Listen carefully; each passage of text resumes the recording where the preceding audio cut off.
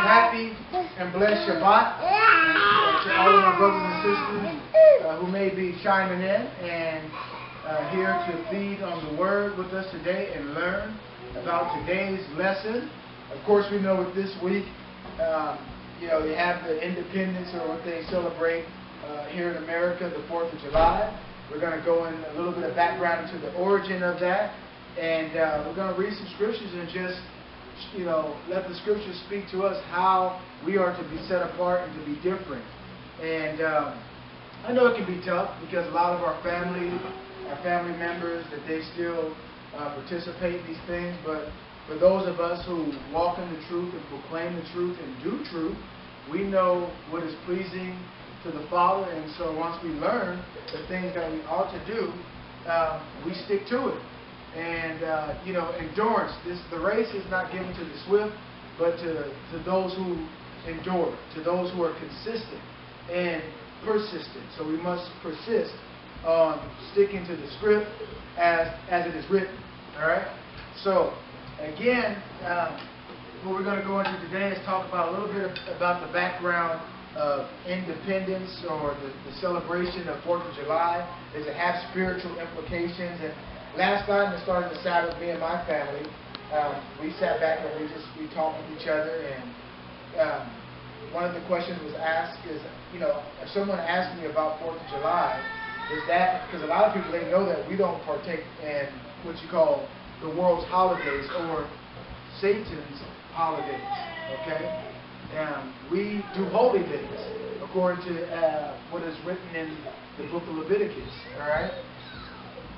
Chapter 23. That's what we do. We do what the Most High tells us to do.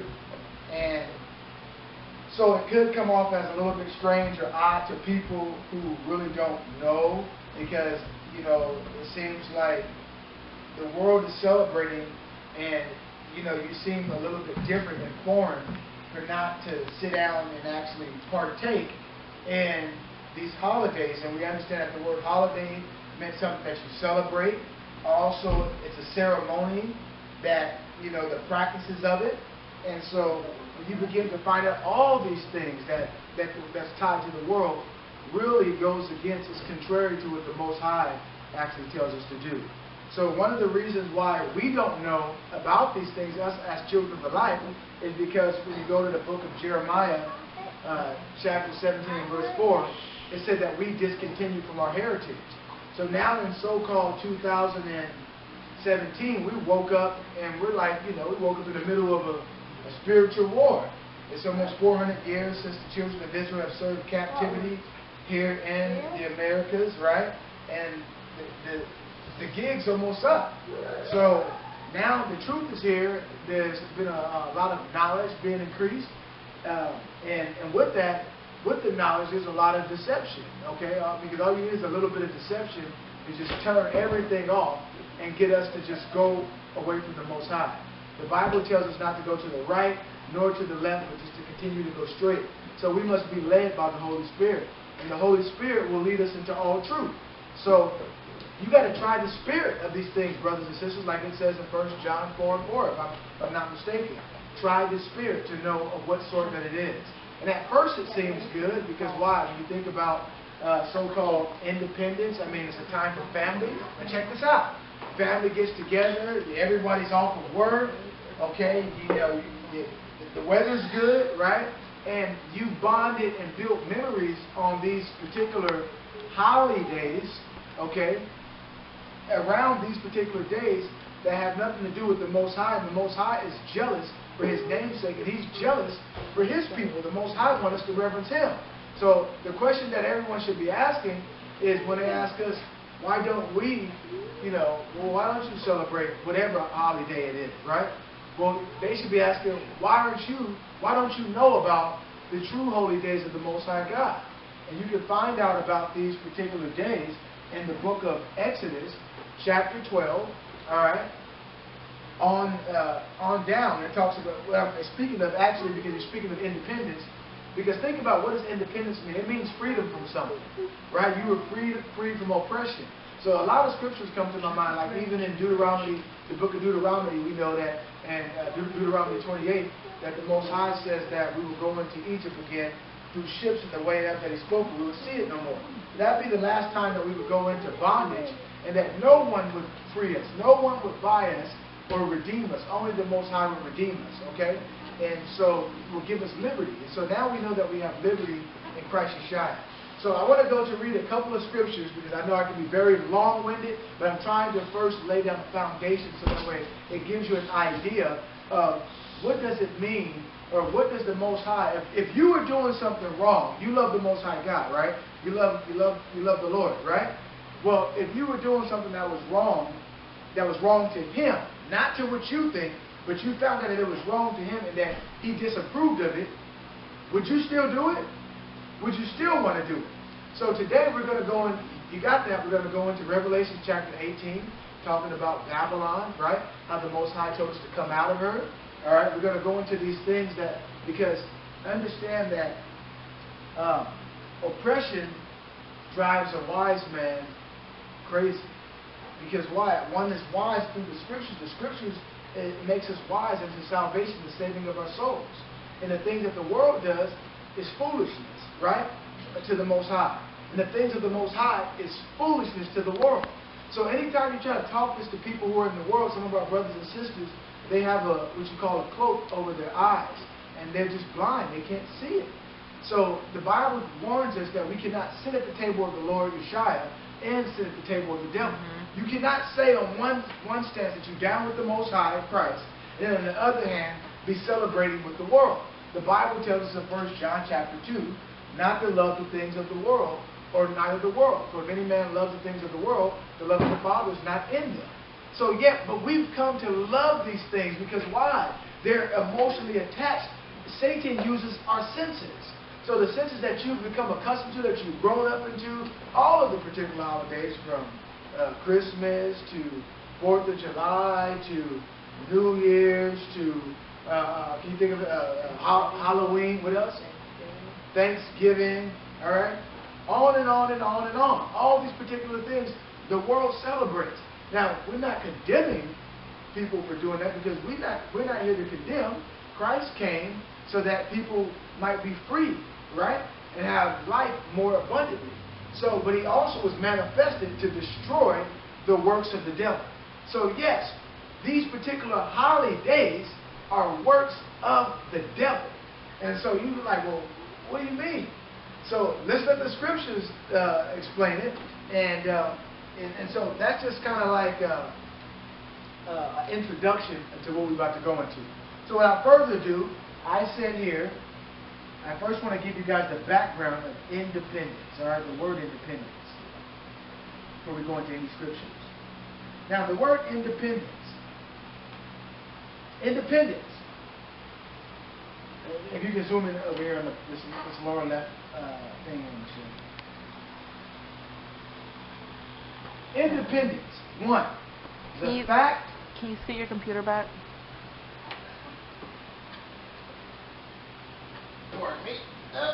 Okay. So, the fact or state of being independent. Alright? So, we understand, and so when you go into the history of it, to some people who may not know, this in no means are we trying to bash anyone.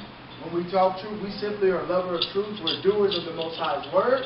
And so we want to be mindful of, how we come across bringing the information. Okay, we're not going to do it in a distasteful way, but we'll do it with truth according to what the Most High says, and let the Most High be the truth, His word be true, and every man found a liar. All right? Now, an example of that is Argentina gained independence from Spain in 1816. Well, they say that in 1776, okay, this particular year, that year, they say on 4th of July. This is the story. There's always a story behind. Put the camera here 1 second. There's always a story behind the story. So will you just go for the first story? Because really the story that we all looking to find out is the story that the Most High gives, the account that He gives. Because remember, He declared the end from the beginning. All right? So, going back to independence. Self-government, self-rule, right? Home rule, separation. Cuts it off. Self. And where'd it go?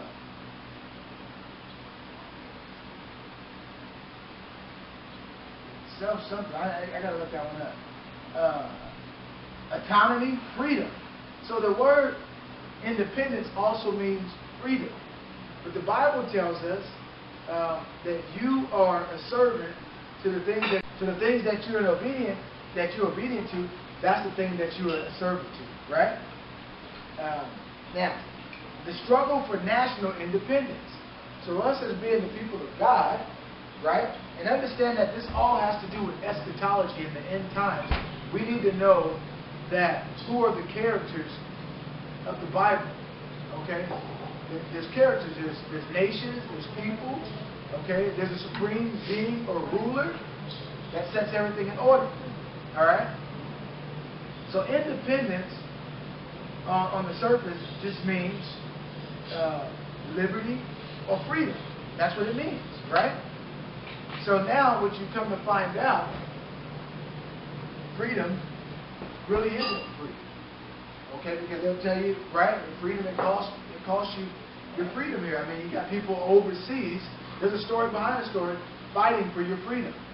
Well, that's the auspice, which is basically, that's something that's set up to make it look like that's what it is, but there's a total hidden agenda behind it. So that's the guile that's been set up under the guise of saying, well, we're fighting these wars for freedom. But really, the hammer of the earth is antagonizing people, and the world powers is really two powers. The Most High God, which is the highest power, all right, the Creator, our Heavenly Father, and then you got the arch nemesis, Satan. And that's what it really boils down to. Everything that we see before us boils down to this. You have to look at everything like that. Okay? And so whether you say, well, I don't believe in that, or you fall in the midline of just people that's being complacent. Whether you believe it or not, will that make the word of the Most High void? Absolutely. Absolutely not. The Most High forbid. So you will come to find out whether you wanted to take, take heed to the things that were being said as the prophecies are being revealed and the Most High is giving understanding and pouring out His Spirit on all flesh, so that way throughout the four corners of the earth, that way more people can wake up, or you just choose to ignore it and say, well, I'm going to go along with the status quo and just have fun because this feels good right now, right? Now, independence also means self-sufficiency, self-reliance, autonomy, and freedom. What else have we got?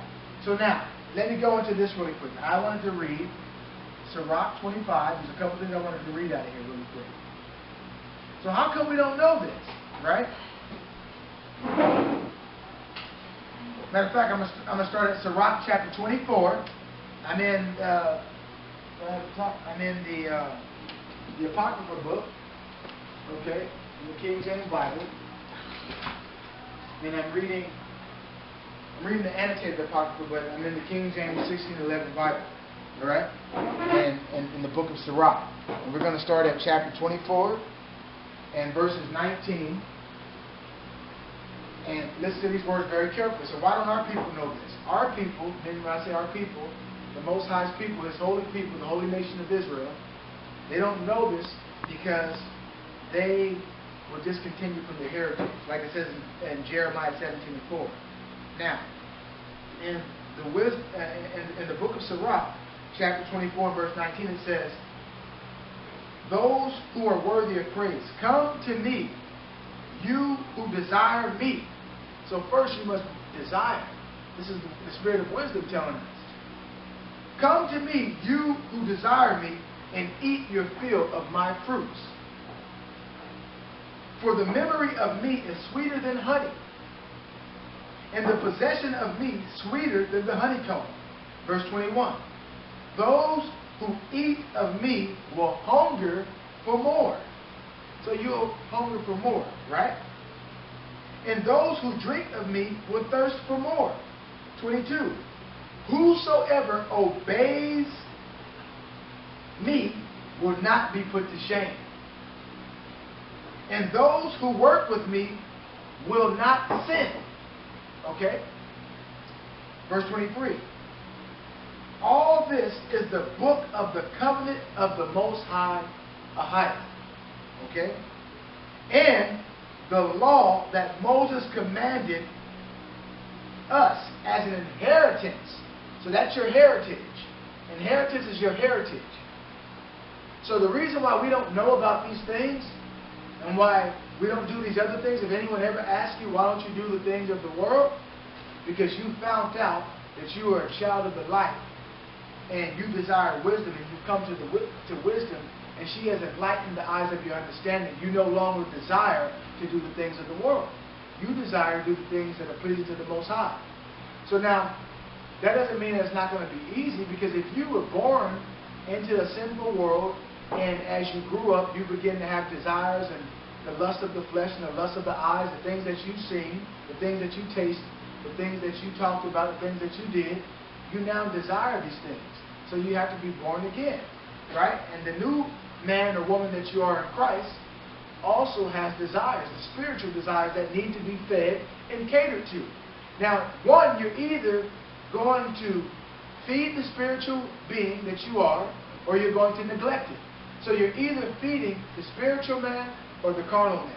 So depending on which one that you feed more is the one that's really going to have sway over your whole being, whether it be the spiritual man or woman that you are, or the carnal or physical person that you are. Is that clear? Yeah. Okay. So as adolescents, as children growing up, we don't know how to overrule these sensations or these temptations or these desires or these senses. So once you lived a little bit and learned a little bit, that's why we thank the Heavenly Father for grace. We learn from our mistakes, we learn that that's not right, and we turn from those things and we no longer do those things. So what I've come to find out in my tenure, in my walk in the truth, not only is smoking cigarettes, doing drugs, and being an alcoholic or a drug addict or cursing or listening at pornography or stealing and cheating, not only is that bad, but the things that the world tells you is good is also bad. Why? Go to Proverbs chapter 6. And I'm in the spirit here. In Proverbs 6, the Most High says, these 6 things do I hate, and the 7 is an abomination. So you know the Most High hate a proud look. He hates that. He hates those feet that are swift to shed innocent blood, or hands that work mischief, right? Or a haughty look. So someone that is proud. And not only that, brethren or sisters who sow discord. Those things are abominable to the Most High. He doesn't like it. But the world teaches us to do these things, and naturally, through the carnal man, people, when they operate in the flesh, they do all those things. The sense is overtaken. All right? So not to go off what I'm talking about, I'm on verses 23 and chapter 24. The book of Sirach, chapter 24, verses 23. So all this is the book of the covenant. A covenant is a contract. So this is a covenant that the Most High gave to our ancestors back on Mount Sinai for you, brothers and sisters, the children of Israel. You that are stuck in the ghetto, okay, you Native Americans, Latinos, and Hispanics, and so-called African Americans, and what they would call Negroes or black men and women, okay? Not only that, okay, to those who want to follow the Most High God and cleave to what's righteous, this is for you. The covenant was given to Israel, but understand that the Gentiles were grafted in. Okay, and Israel was broken off for disobedience. Okay? So now the Gentiles have been grafted in, and what has happened in the world that we lived in, they begin to boast against the natural branches. The natural branches are those who the inheritance and the promises belong to. Okay, and they begin to say in their mind, well, you was cut off so that I can come in, and now the Most High chose me. You're no longer the Most High's people. The Most High did not forget about His people that He foreknew. So going on, this is why, brothers and sisters, that we forgot about the Most High. And like it says in the book of Jubilees, we would forget the Sabbath days, okay, and begin to follow the Gentiles. That means the other nations, and then the secret of the times, everything would be dislodged. And then we would forget our way. But in the end times, the Most High said He would begin to breathe in us. In 2 days, He would begin to revive us. Okay, this is Hosea chapter 6. Okay, and then the third day, we would live in His sight. So in His presence, we will begin to live in His sight. Messiah would be amongst us, and the Most High would be right amongst us. Okay? So now going on, this law that Moses commanded us as an inheritance for the congregations, that's plural, of Jacob, for the assemblies, all right? This is what they call in modern theology the church. Because we know in modern theology they use replacement theology, which in other words, they replace ancient Israel, the nation of Israel, the congregation of Israel. They replaced them and said that the Most High God has now got a new people, which is the church. And then, eventually, He's going to come back for Israel. But now the church is now the Most High's people. Okay, and again, that's what you would call reverse psychology. The Most High didn't say that. That's not in the Bible. Okay, you can show me nowhere in the Bible that it says that. You might, for your own self-interpretation, you might say that. But the word church just means called out or set apart ones. Who was set apart in the Old Testament? Israel. There was a nation that was given the Most High's laws and commandments. Who's set apart in the New Testament? Israel, the congregation. And not only that, those who sojourn to them. Because again, remember on my premises, my first statement, it says, when you go into the book of Exodus, and we're going to read that here shortly, chapter 12, there was, chapter 12, verse 49, there's one law given to them. One to those who are homeborn, and also to the stranger amongst them. One law amongst them all. And that law was that they would keep the Most High's commandment. Okay? All of His commandments. Now, so, verse 25, it overflows. So, this law that was given to us, it overflows like the Bashan with wisdom. So, and like the Tigris at the time of the first fruits. In other words, it's saying that this law of life that was given to you, brothers and sisters, you dear children of life, you members of the body of Christ, the law of life was given to us, and it overflows abundantly. So when you begin to keep what the brothers and sisters call the LSCs, L, law, S, statutes, C, commandments, when you begin to keep these, they overflow just like these great rivers that they were talking about. All right? It goes on.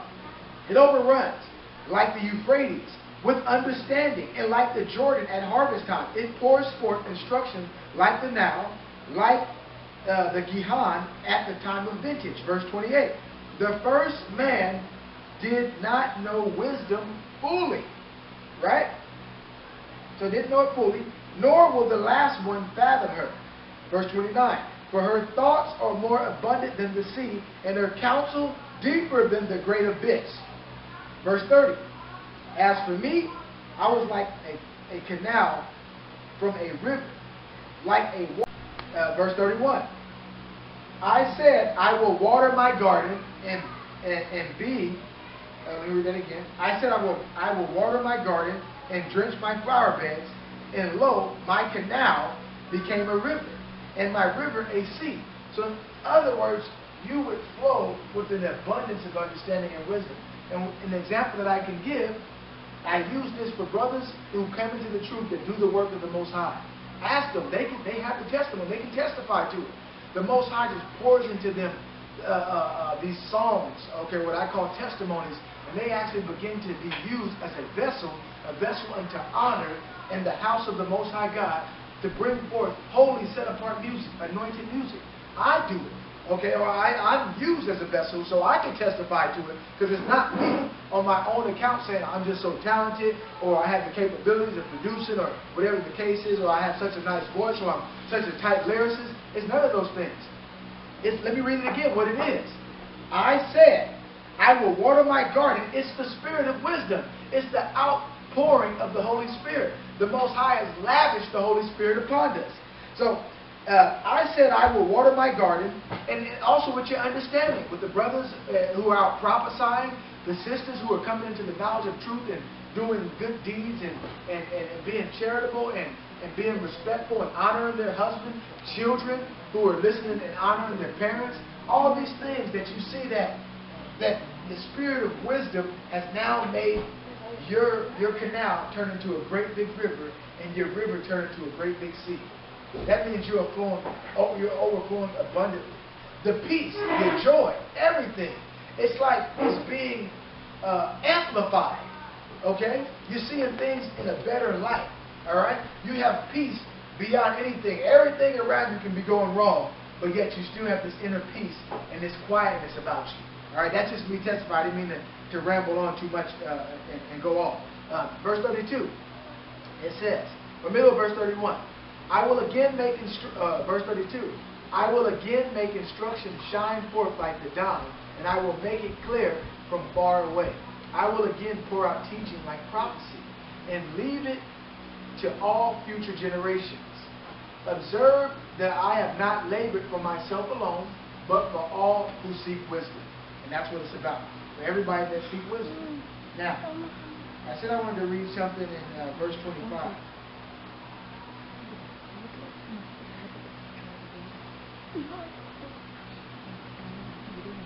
Okay. I'm going to start at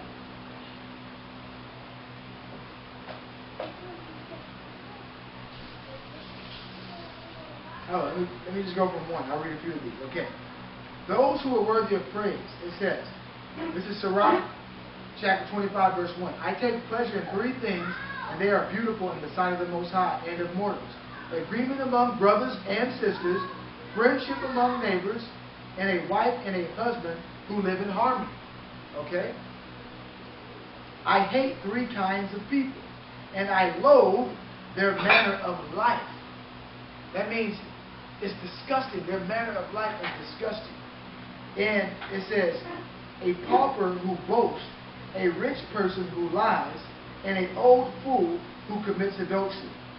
If you gather nothing in your youth, verse 3, how can you find anything in your old age?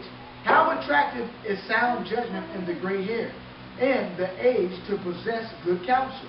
5, how attractive is wisdom in the age, and understanding and counsel in the vulnerable? Rich experience is the crown of the age, and their boast is the fear of the Most High. I can think of 9 whom I would call blessed, and a 10th my tongue proclaims. A man who can rejoice in his children, a man who lives to see the downfall of his foes. Verse 8, happy the man who lives with a sensible wife, and the one who does not plow with ox and donkey together. Happy is the one who does not sin with the tongue, and the one who has not served an inferior. 9. Happy is the one who finds a friend, and the one who speaks to attentive listeners. So that's a great thing when you speak to people who are actually listening attentively to apply what they're hearing to their lives. Alright? Verse 10.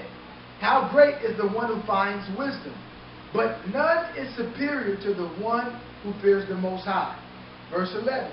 For the fear of the Most High surpasses everything. To whom can we compare the one who has it? So again. Where was that?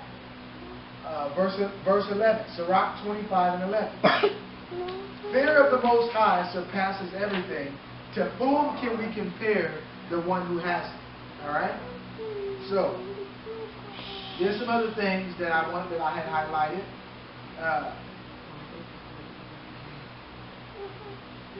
I'm going to jump over to chapter 26 and verse 28. Alright? But keep in mind that the verse 11 on Sirach 25 and 11 says, for the fear of the Most High surpasses everything. To whom can we compare the one who has it? So the people who fear the Most High don't really get esteemed in this world. Because those who fear the Most High, if you feared the Most High, you would not sin against Him. So if you ask me why we don't do the things that the world does, it's because I fear the Most High. I fear, and when I say I fear a healthy reverence of Him, I don't want to forsake the way of life. and the law of life that was given to us, our heritage. There's promises that come with the covenant. And so if we do what the Word says to do, the Most High is going to do what He says. He will become an enemy to our enemies. He will make it hard for those who make it hard for us. And those who rise up against us in judgment and lie against us, we shall condemn. By our very lifestyle, we'll condemn their lifestyle. Okay? So, take note to that. Now, I had this highlighted, so I'm going to read this. I said, Sirach 26.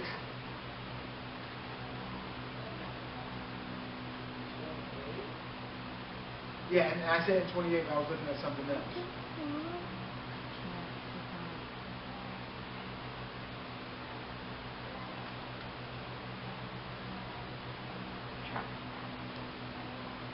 Okay, I'm going to read this. I'm going to go from 13. I'm just going to touch on a couple of them. Sirach 26 and 13, the blessing of a good wife. A wife's charm delights her husband, and her skill puts flesh on his bone. A silent wife is a gift from the Most High, and nothing is so precious as her self-discipline. 15. A modest wife adds charm to charm, and no scales can weigh the value of her chastity. In other words, there's nothing that can compare to a modest and well-disciplined wife. Nothing. All right? I'm going to say amen to that. Now, like the sun rising in the heights of the Most High, so is the beauty of a good wife in her well-ordered home. Like the shining lamp on the holy lampstand, so is a beautiful face on a stately figure. Like golden pillars on silver bases, so are shapely legs and steadfast feet. Now, other ancient authorities add verses 19 to 27. Now let me read this to you. Verse 19. My children, keep sound the bloom of your youth, and do not give your strength to strangers. Seek a fertile field within the whole plain, and sow it with your own seed. Okay? Trust in your fine stock. So in other words, you are to invest into you. That's what that's saying. To your people. Seek of your own type. Don't go out and to these other things, but seek of your own. Okay? So your offspring will prosper. And having confidence in their good descent will grow great. 22. A prostitute is regarded as spitter. That's spit.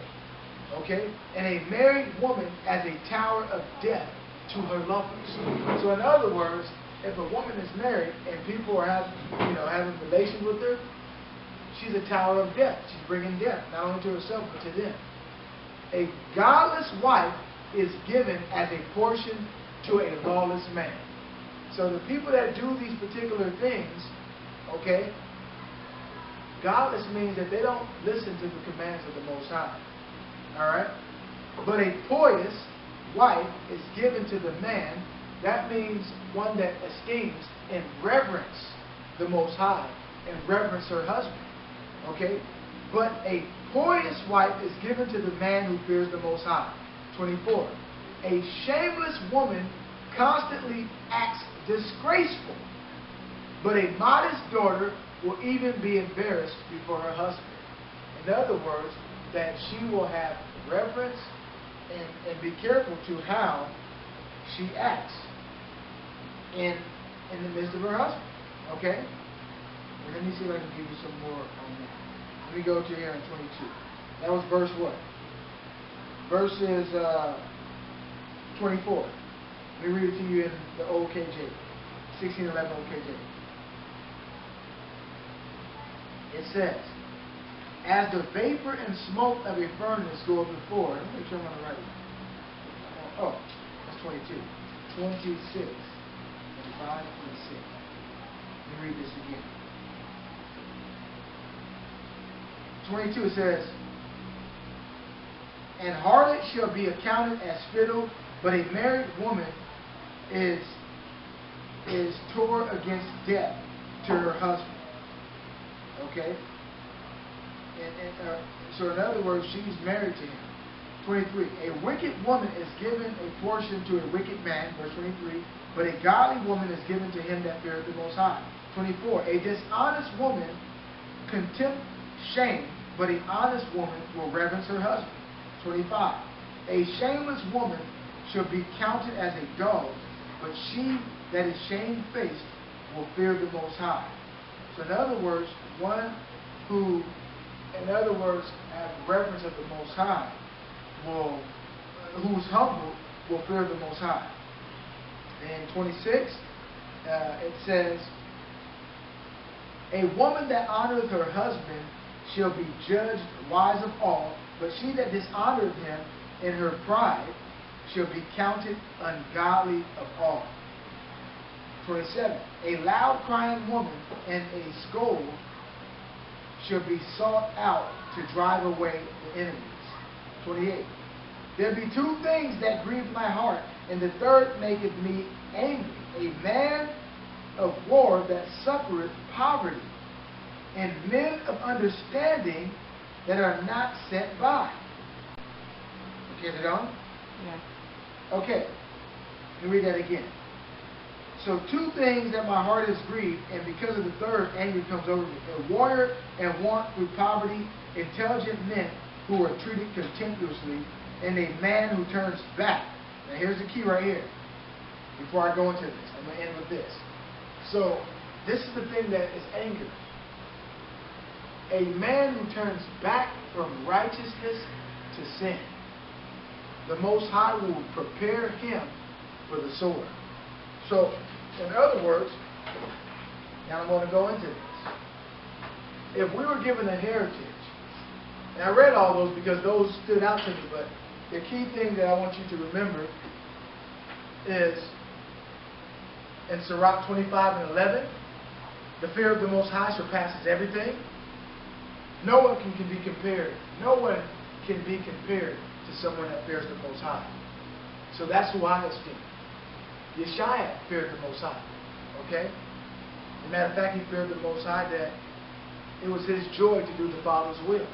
And he took death rather than be a friend of this world. But nowadays, people find their lives and find the things and say, I'm going to go into this in the Spirit. And they begin to be friends of the world. They had the eyes of their understanding enlightened, as it says in Ephesians chapter 1 and verse 18. And then later, the pressures of this world weighed in on them, and they went right back to doing the things that the Most High, that they know in their hearts that they should not be doing. Okay?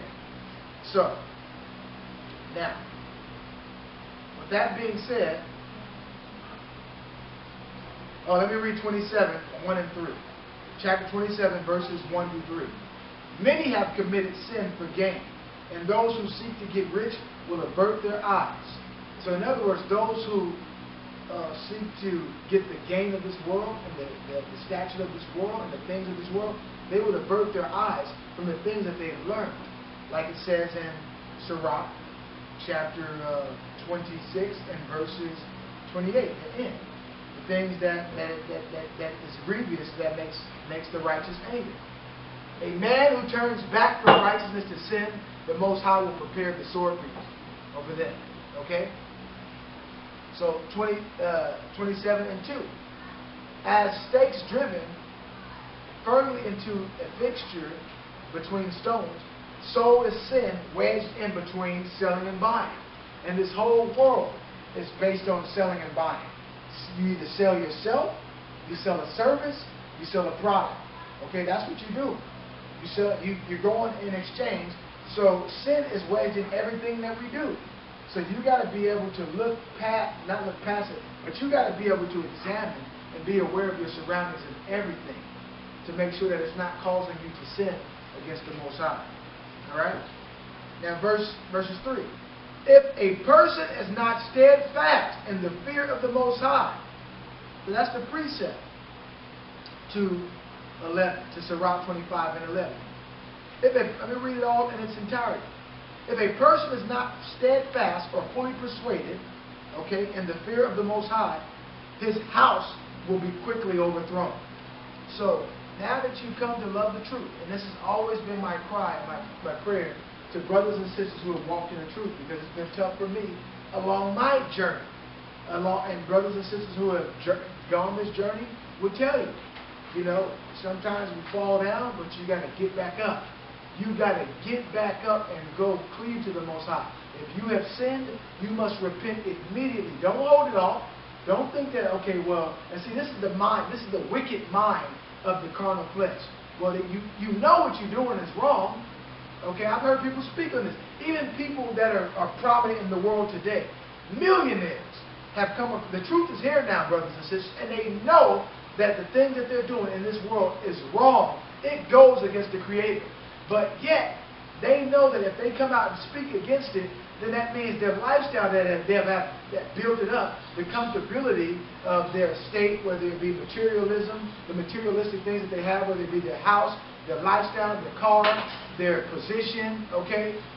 They know that by them speaking out, that means a rug is going to get swept right from under their feet. Okay? So instead, they choose to say nothing and they stay idle with it, but there's something inside of them that's grieving their very souls. Okay? And if you can look into my eyes right here, Michelle, and zoom in, you would see that what I'm saying is true. They know it. And so that's why I thank the Most High, because I too, I'm no different. None of us are no different than anybody else. We wanted success, right? Growing up. We're like, well, I wanted to be successful. If I get a house or I have enough money, then I'll be successful. I'll know no poverty. I grew up poor. Okay? The Bible says in James 2 and 5 that the poor of the earth belong to the Most High. And so I thank the Most High for this truth. That's why Yeshua tells us, I see your poverty, yet you are rich. Okay? And so he knows the blasphemy of those who say that they are Jews, but lie. Okay? He'll make them come and kneel before our feet and worship and know that the Most High has loved us. All right? So keep that in mind, brothers and sisters. We're not giving up. I'm not giving up. I'm not going to forfeit the promises that was given to us, the kingdom of life. Okay?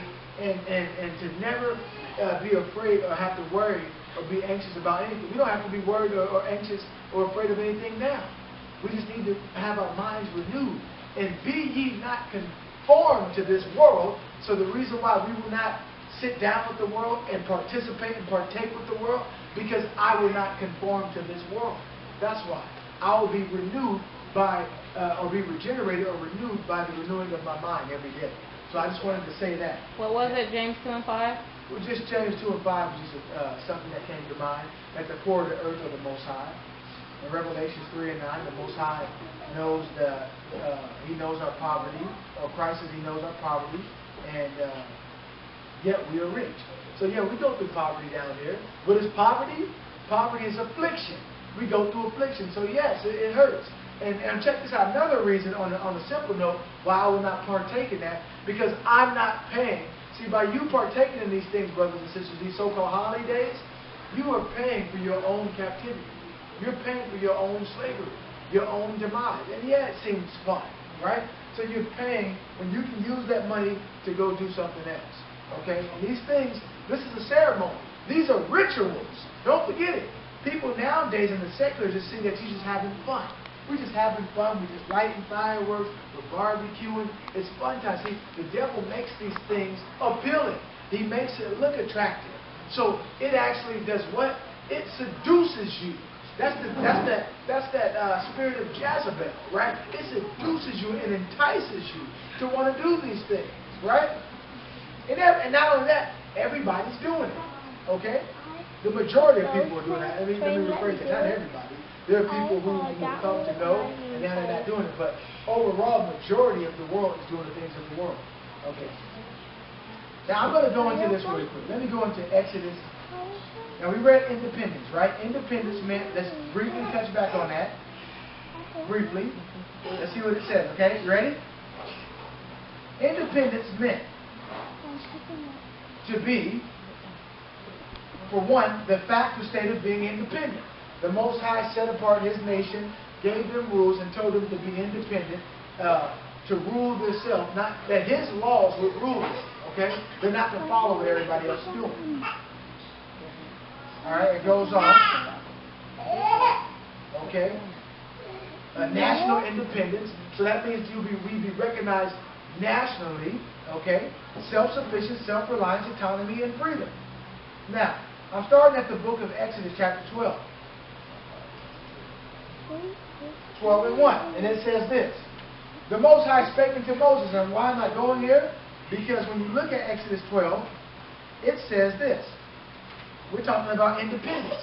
Well, independence, it almost reminds us. Understand that the story that was given to us, the story behind the story, that the independence that the United States has now got freedom from what?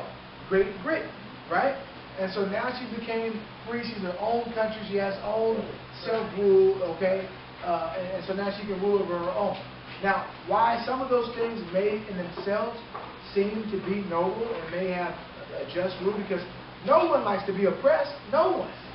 And that's what was going on. But yet there's something more sinister to what's going on, the story behind the story. And by partaking, as we learned last night, partaking in 4th of July has spiritual implications. You actually give your energy, right? You give an energy to something that's negative, unknowingly. So you, in an involuntary way, you are giving yourself, you're worshiping angels. You're worshiping angels, just like it says in Colossians 2. In an involuntary way. You have to voluntarily accept these things. Or you can look at it for the truth that we're going to bring out here today and say, you know what, I'm not dealing with that. So today, this is the study on independence, or 4th of July, if you will, the origin to it, and the satanic ties or relationship that these practices have to do with modern society. Modern society, all the way back into ancient times. Okay, you'll find out there's nothing new under the sun. So Exodus 12.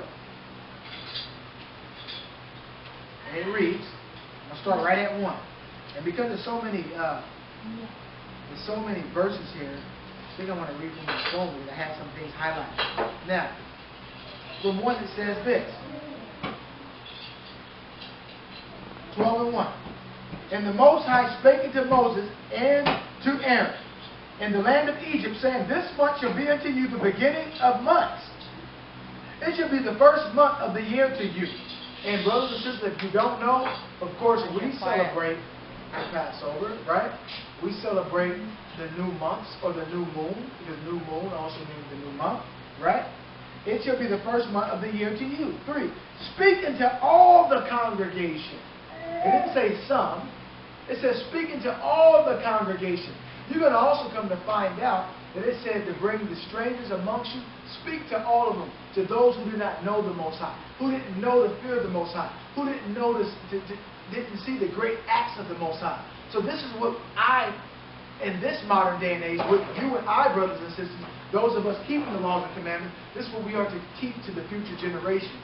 So that way they can be right with the Most High, that they can have the hedge of protection of the Most High upon them. And by them obeying the Most High is going to rise up in His great name's sake and for His inheritance, and He's going to destroy the adversary. Okay? Now let me read this. Speaking to all the congregation of Israel, saying, In the 10th day of this month shall they take to them every man a lamb according to the house of their fathers, a lamb for a house. Now these are the ordinances or the practices and things that must be done to prepare for the Passover. What was happening? I'm sorry if the baby is crying. You know how babies are. They can be frustrated and get a little bit irritated. So bear with us. Come on, boo, just hit it. Okay, the Passover, to give you an indication that you're doing it, you're confusing me. The Passover is what? They're getting ready to be delivered. They're getting ready to be set free. The children of Israel. Okay, the Most High in Jeremiah chapter 10 tells us not to be dismayed by the signs of heaven. For the heathen are dismayed by the signs of heaven. So you come to find out that all these so-called holidays have to do with signs in the heavens. But the Most High told us not to do that. Okay, stick with me. I know I'm saying a lot. This might be too much for you. But this is the things that we have to be able to connect the dots in these end days to know what we worship. Okay, and what we're worshiping. So, the children of Israel are about to get, guess what? They're getting ready to get freed or delivered or liberated from their oppressors. Who was oppressing them? Egypt. That's right, the land of bondage. They was in the house of bondage. Well, so-called America today is the same thing. It's called spiritually Egypt and what else? Sodom or Sodom and Egypt. It's spiritual because it's known for what? It's known for the sodomy and it's known for the bondage. It's known for the slavery without any doubt. So take heed to that. You go back, that's modern history. You can go back and see it, that this is what's being portrayed here today. It hasn't stopped. Okay, we haven't been set free. Okay, there's something. It makes you think, doesn't it? When you say, "Well, this is amazing." The Bible the whole time that's sitting on our dresser, or that when we go to church and now we open up and read, all of this is entailed in it. How come no one ever told us that? They tell us to be a good person, be a good Christian, or what have you, right? It's a good moral book, but they don't tell you about the prophecy and the judgments that come with it. So the people that do these particular things, that there's a judgment that will fall on top of their head for you exercising or being a participant in these particular activities. Okay? Let me go on. I'm just trying to connect some dots here for you. Now, look what it says. It says, so take a lamb according to the house of their fathers, a lamb for an house. Verse 4. It's just as if it was our house. Here our house is. We take the lamb with the blood of Yeshua is covering our house. Alright? Stick with me, everyone. Pay attention. Verse 4. And if the household be too little for the lamb, let him and his neighbor next unto his house take it according to the number of the souls. The number of the souls. Okay? And understand in Babylon, Babylon was the place when you go into, I'm going to give something away. In Revelation 18, it became a place where they sold everything. Buying incense. They were selling myrrh. And they were selling all kinds of things. Selling men. Selling the souls of people. They were selling these things, right? Right here in today where we live in. Verse 4. And if the household be too little for the lamb, let him and his neighbor next unto his house take it according to the number of souls. Every man according to his eating shall make you count for the lamb. Verse 5. Your lamb shall be without blemishes. So this, we know that this represents Yeshua. Okay? A male for the first year, you shall take it from the sheep or from the goats. Now, verse 6. And ye shall keep it until the 14th day of the same month, and the whole assembly of the congregation of Israel shall kill it in the evening. Now, let me go on here. I'm going to jump down to something. There's a lot to read here.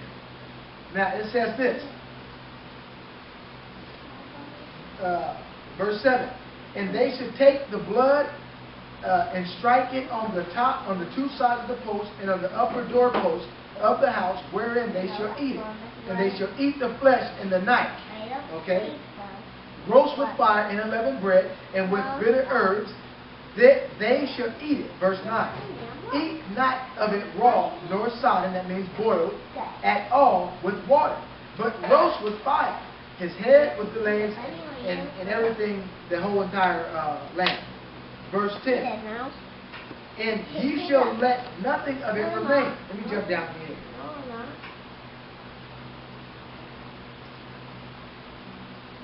Okay. Verse 11. And thus shall ye eat it with your loins, with all your clothes, okay, girded up with your shoes on your feet, and your staff in your hand, and ye shall eat it in haste.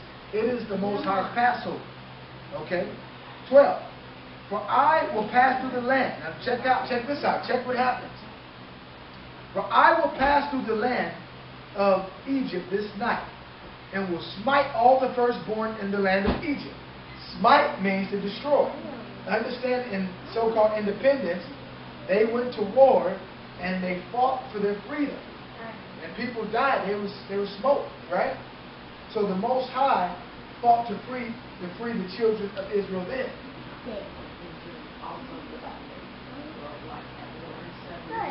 Yes.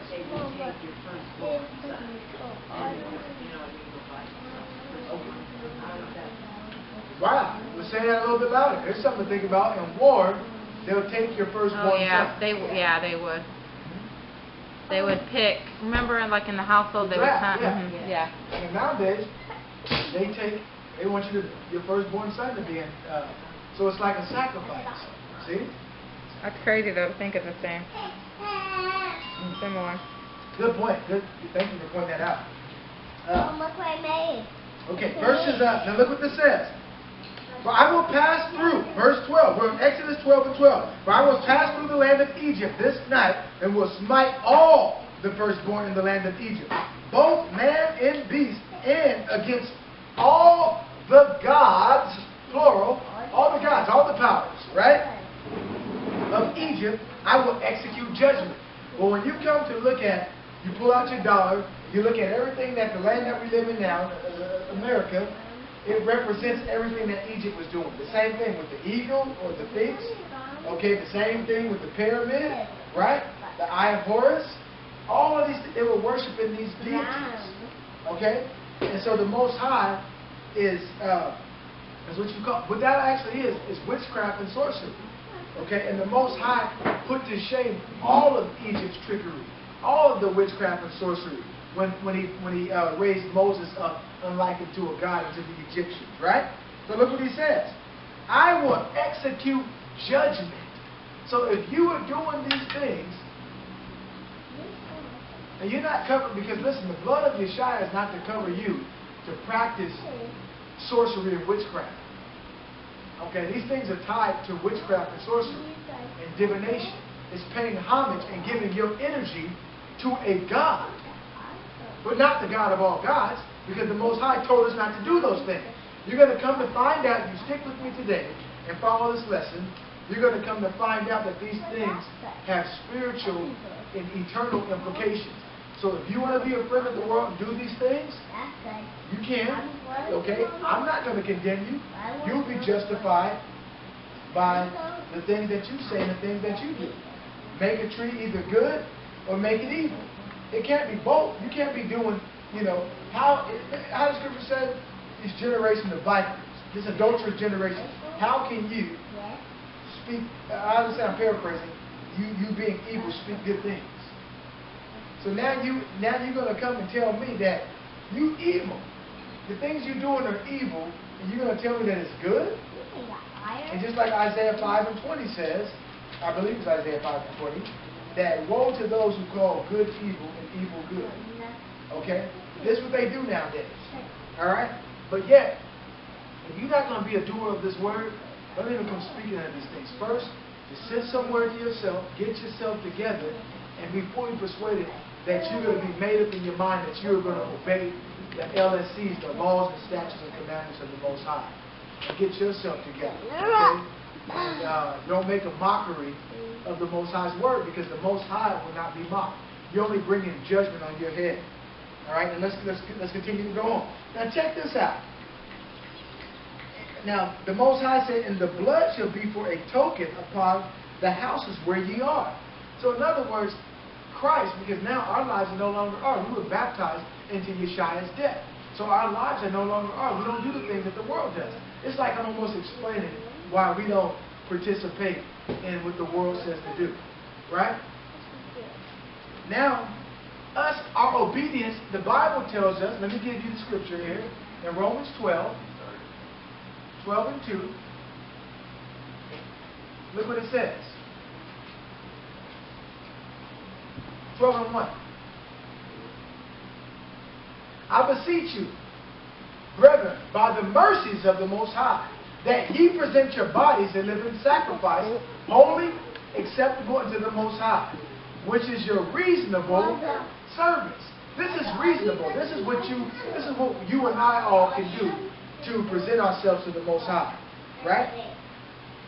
Now, and the blood shall be to you for a token upon the houses wherein ye are. And when I see the blood, so the Most High is saying, when he looks down, because the Most High is looking down from the heavens, the heaven of the heavens. And his angels are everywhere beholding every act that man does. Okay? No one's getting away. The Most High knows your thoughts. So he's watching the acts. So those who are striving with great effort to not be entangled by the snares of this world, the Most High, the angels are counting them.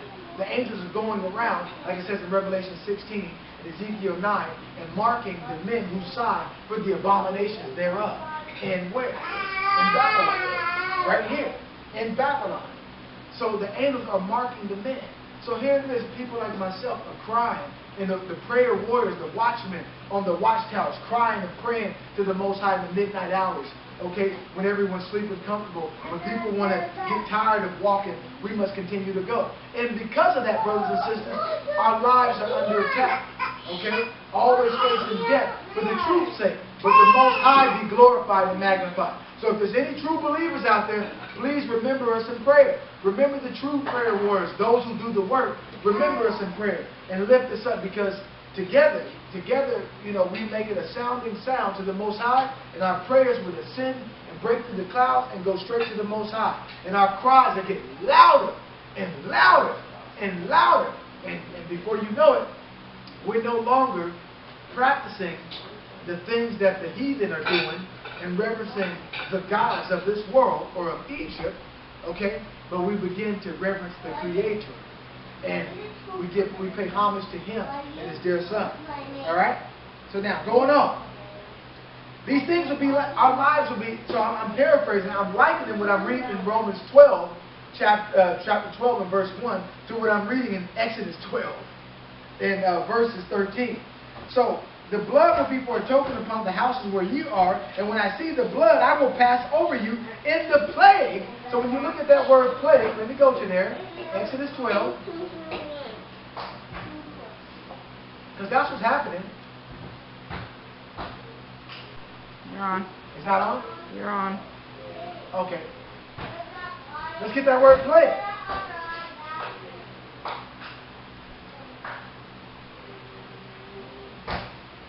Figuratively, an affliction of disease, plague, stumbling, a trip of the foot. So in other words, these things that are happening, they're tripping people up.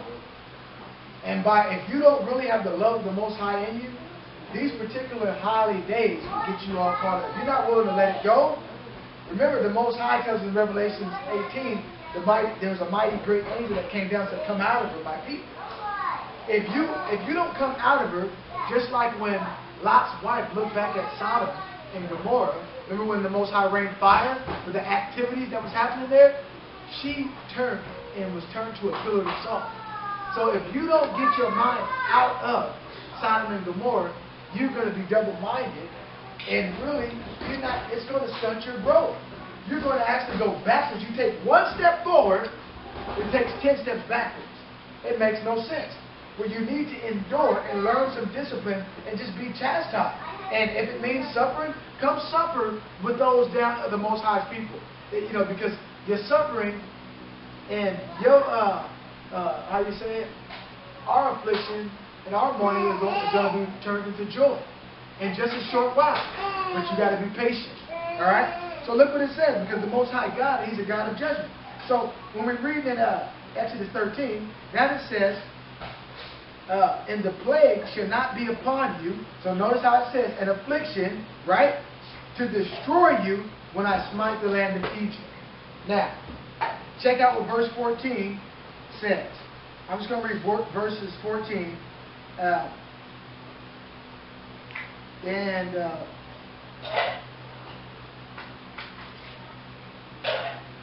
I'll just go straight to the ones. Verse 14.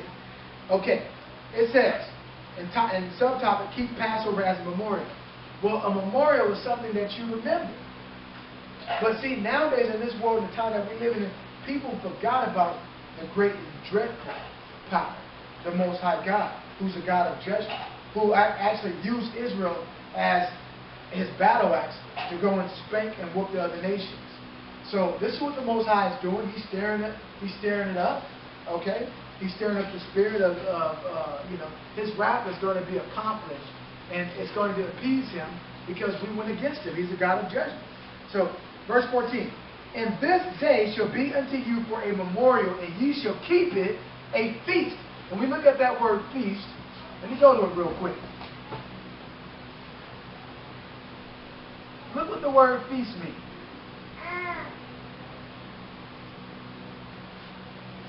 Okay? It means a festival or a victim thereof, a solemn feast day, a sacrifice. But we just read in Romans 12 that we should present ourselves as a living sacrifice. That is our least reasonable service that we can do. Right? Right. And also what it says, as a memorial, and ye shall keep it a feast to the Most High throughout your generations. Ye shall keep it a feast by an ordinance forever. All right? It also says, whosoever... Oh, okay, now they go into the feast of unleavened bread. But I just wanted to tie that together. Now, hold on for a second. Let me go down to verse 19. 7 days shall there be no leaven found in your houses. For whosoever eateth... Right. So remember, Passover. When we think of Passover, remember our deliverance. And independence meant freedom. So if you really want to have a memorial for true freedom, why aren't you celebrating the Passover? That's what you got to ask yourself. And we know that Christ is our Passover. Would Christ have to do the things of the world? What would happen if Christ came into your church, or if you're involved with a church and some of the things that you're doing? Matter of fact, what we see today, okay, is churches are actually celebrating paganism. They're celebrating the things of this generation. Ignorantly, of course, hopefully, and there's some people that are outright doing it. Okay, those who are enlightened, they know exactly what they're doing.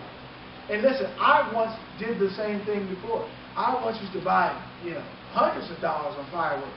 But that was a long time ago. I stopped doing that. I said, I'm not wasting my money. Right? So, the Most High is a jealous God. He's jealous, and He should be jealous of us because we're His wife. We're the bride of Christ. So let me read what it says in 19. So, there shall be no leaven found in your houses, for whosoever eateth that which is leavened, even that soul shall be cut off from the congregation of Israel, whether he be a stranger, that means of another nation, or born in the land. So, to you, members of the body of Christ, you may be of a nationality of a Gentile, according to the flesh, all right, and you call, the blessed Savior Yeshua your Lord and Savior, you should not be doing the things of the world. All right? You should be also keeping Passover and be gathered together with the Most High's people. All right? Now I'm going to go down to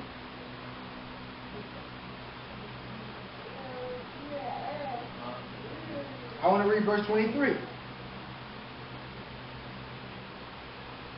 For the Most High will pass through to smite the Egyptians. And when He seeth the blood upon the lintel and on the two side posts, the Most High will pass over the door and will not suffer the destroyer to come into your houses to smite you. Verse 24. And ye shall observe this thing for an ordinance to thee and to thy sons forever. Freedom. But why don't we know this? I keep telling you, Jeremiah 17 and 4 said we would discontinue from our heritage. So now we're in the last days. Prophecy said that we would go in, so you're missing something. So let's go to Deuteronomy real quick. Deuteronomy chapter 28.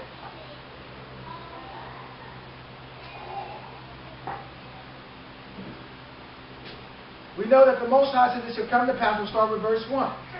This is prophesied. And it shall come to pass, if thou shalt hearken diligently. So if you will listen intently, okay, be obediently, okay, unto the voice of the Most High, thy power, to observe and to do all His commandments, which I command thee this day, that the Most High, thy power, will set thee on high above all of the nations of the earth.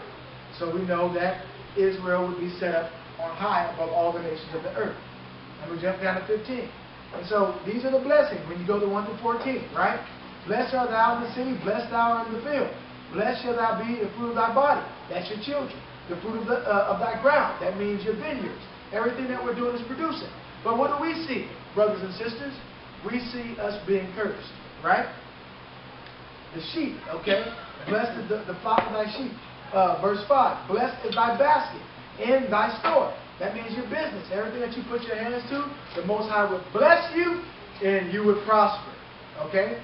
Okay, and then verse 7, let's read this. The Most High shall cause thy enemies that rise up against thee to be smitten before thy face. They shall come against thee one way and flee before thee 7 ways. And that's not happening. We getting shot down in the streets, gunned down, killed, right? And nothing's happening. The enemy's like, well, ain't nobody going to do nothing for me. There's no justice. Right? And let me go down to 14, because I'm not going to read all of that. But let me just read 9. The Most High shall establish thee a holy people unto himself. That means the Most High set out or called out a people out of all the people of the earth and set his people out to the side. And the prophecy was so that they would get it right, and then they would be the example for the other nations to learn how to worship the Most High in spirit and truth. But because they messed up, the Most High had to even send his own Son, the Redeemer, to redeem us. And in Isaiah chapter, it's been a while since I've read it, I think it's 60, Isaiah 60 or 61, Yeshua says it's the year of my redeem. Okay? And let me go into this. 10. And all the people of the earth shall see that thou art called by my name, by the name of the Most High, and they shall be afraid of thee. That means they will reverence the Most High's people. But now let me just jump down to 15 like I said. So verse 15 says,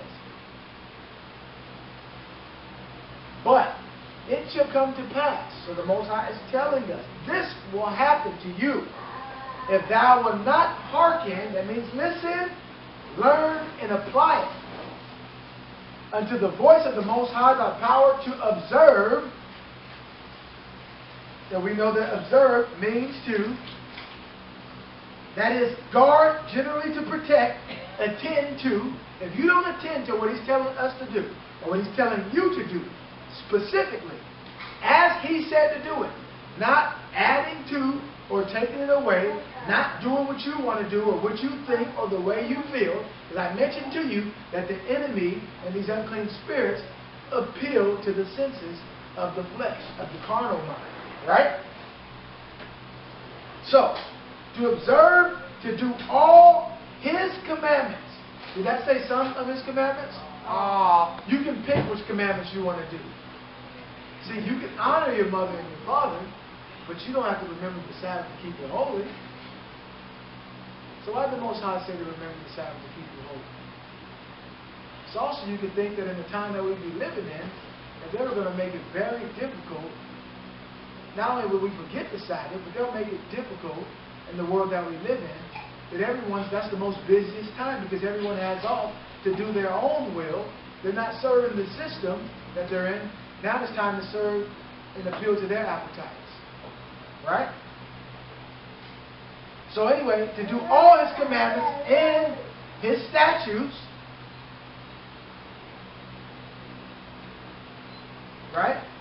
Which I command thee this day, that all these curses shall come upon thee and overtake thee. Now notice how we just read that. And the precept to that, the reason why I was bringing that out, why I went into Sirach earlier, because the precept to that was Sirach 24 and verses 23.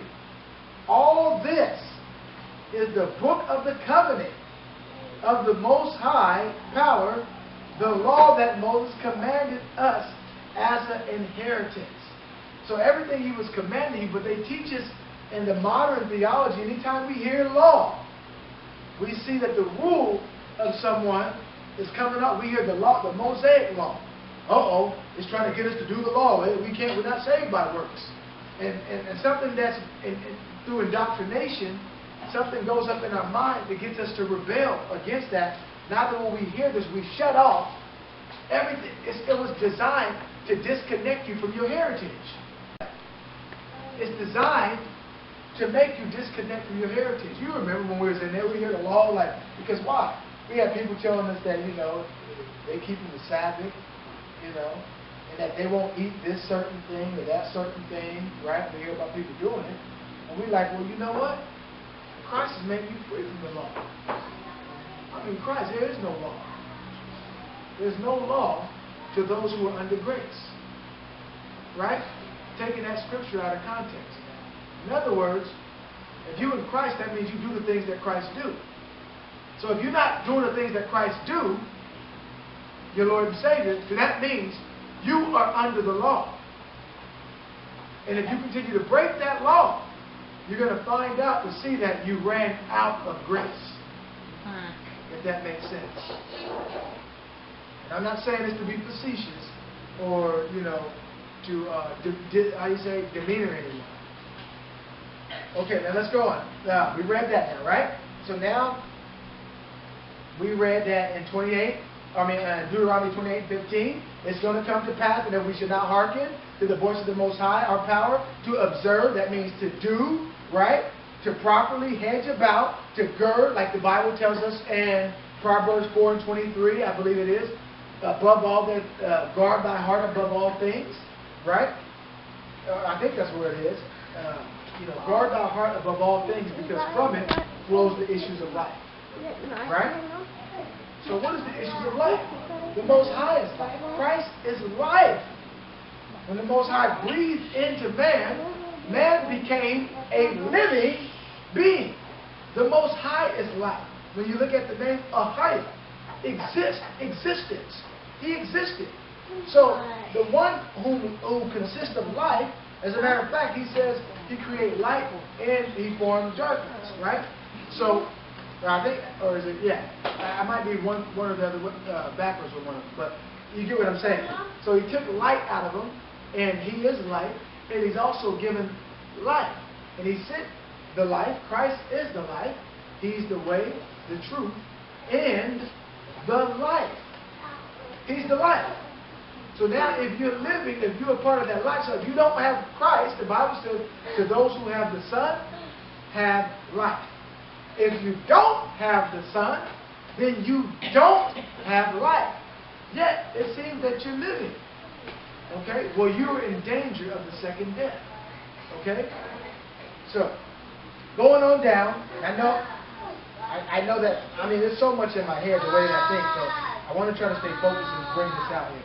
Let me go right to the last verse. I'm looking for the word.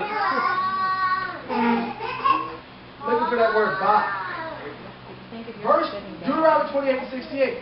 And the Most High shall bring thee into Egypt again with ships by the way thereof. I spake unto thee, thou shalt see it no more. Again. So the Most High said, we shall see it no more again. There's a couple of things, those of us that are in the know, write down a little bit, baby. Those of us who are in the know, we know that Egypt meant bondage, right? We all know that, right? Yeah. We was talking about the Most High, what Passover was, the independence, freedom, finally getting freedom from who? From our oppressors. The scripture tells us that oppression makes a wise man mad. So we are getting oppressed, right? So now we know these things. Now that we're waking up, it's making us mad, right? We don't like seeing. Remember, it told us that the things that is to be angered, a wise man serving someone inferior to him, meaning that you are a righteous and holy, set apart people, but yet you have to work for a godless person.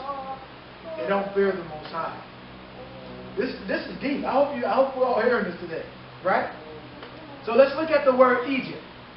The word Egypt, and we see it over and over now. We know this. It's being taught to us so that we can learn it, and that we can also teach it.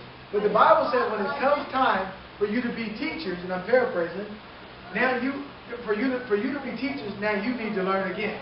Why? Because we forgot. We got the society we live in makes us lackadaisy, makes us comfortable. We get tired, we get overworked, but we no longer want to go out. We no longer have the time to study, to keep ourselves sharp. So now when someone comes up and says something to us, instead of saying something, depending on, you do have to discern if you're going to engage with that, because you're always supposed to give an answer for your hope that's inside of you. But now you're like, well, you're afraid to say something because you don't know, and they seem to be more confident in what they believe, right? So you don't say anything. And so at that point, that should really stir us all up to go study more and to remember the word, and then so we can speak it. So anyhow, Egypt. The word Egypt was Mizraim, all right, or Mizraim. And Mizraim meant the upper or lower Egypt, Egyptian, but it meant, what is that? It meant bondage.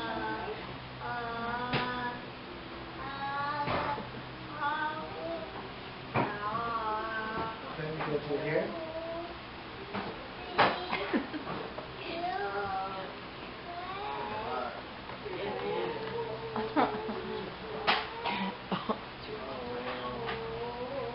Okay, now going on. So it said that we'll see it no more. So the way that we've gone into ships, with this, we're never going to see it again. Alright?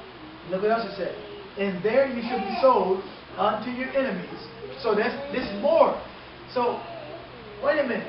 The people of God, of the Most High, okay? When I'm just saying the word, I don't want to be barbaric when I'm saying God. We all know that who I'm speaking of. But some people will even take offense to that because they say that the word God and backwards, the Egyptian, that they'll say it meant God, or it comes from God. All these words that meant evil, that also leads back to the devil. So what I'm talking about the Creator, the Most High. So I do want to reverence His position, and not only that, His title, but more importantly, His name. All right. So I'm talking about the Most High. All right.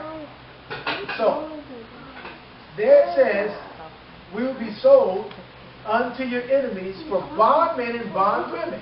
That means slave men and slave women, as we know. And also, so we'll be sold to our enemies. So now we're in the necks of our enemies. Can you just think about that for a second? We learned last night while most people were celebrating independence, the so-called black man, if you will. So this is a part of American history. So be mindful of that. That what happened? We were in slavery, picking cotton, being forced slave labor. Same thing that's happening today. The trumped up charges make it to where our people can't get a job. I'm not saying everyone's like that. I'm saying the overall society is set up that way. So, me personally, I don't want to give my energy or pay homage to something like that has done nothing but mistreat my people. If that makes sense to you. Okay? So, no disrespect intended to anyone that is celebrating these things. They may have people who they've lost loved ones in the wars or whatever the case is, and they're happy about this and that, and it's family time. No disrespect to the personal time of you and the family. This is not no disrespect intended. But the truth of the matter is why I cannot be tied together with these things, because the Most High has called us out of it. So I hope that we're bringing out this information in a meaningful way, in a respectful way, to say that, listen, you may want to do that, but I'm going to agree. We're going to have to agree to disagree. Okay, you can say that it's not satanic and the Most High don't care if you do it. Well, this is where we disagree at. I'm going to stand on what the Word says and believe in Yeshua, as the Scripture has said, and do what He has said, and not partake in those things. All right? Because how is it that you can do the things of the world that's nowhere written in the Bible, but the things that are written in the Bible, you're not even concerned or learning about where they are or wanting to do it? There's something wrong. Okay, now I'm going to move on now. So now, we know what bondment meant slaves, right? We knew Egypt was the house of bondage. Now, we're going into that word buy. Now look what the word buy says. The word what? Buy. Bought? Buy. No man shall buy you. Oh, buy. Or buy you. And that word buy meant to erect, that is, create, by extension to procure, especially by purchase, casually, by implication to own, attain, buy, teach, keep. Listen to this. Get, provoke to jealousy, possess, or purchase, recover. Here's the word, redeem. No one's going to redeem you from this place here. So we're in a place, no man, only the Most High's hand is going to redeem us from this. So if you want to realize why, you want to know why I'm not celebrating? Because I'm still waiting to be delivered from the atrocities that have taken place here now. Okay, the ones that have happened to our ancestors, the people overlooking the things that happened to us and say, let's just sweep it under the rug, it's okay. But yet, and this day, I still feel the weight of the mistreatment. Not to say that it's the same way, okay, or to that intent or the intensity of some of the things that will happen, but there's no way I'm going to make a covenant with our enemies, okay, and begin to celebrate the murder, okay, and the rape of my people. That would be disgenuine. That would be ignorant of me, and I don't want to, that I know now, so I don't want to do that. All right. So, moving on. So now we see that. Let's go into a little other information. When you read on Fred Douglass, sorry about that, I was super loud. I want to read to you a little bit, just a little bit. There's so much information here that we can go into. More information that I have enough time to go into, brothers and sisters, but let's just say this. What if you knew, I'm on thenations.com. You're on what? It's a website called thenation.com, the president.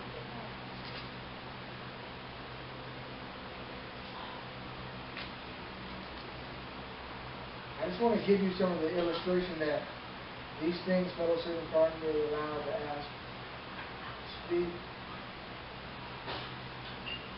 I'm going to have to paraphrase it. There's just so much information on this one.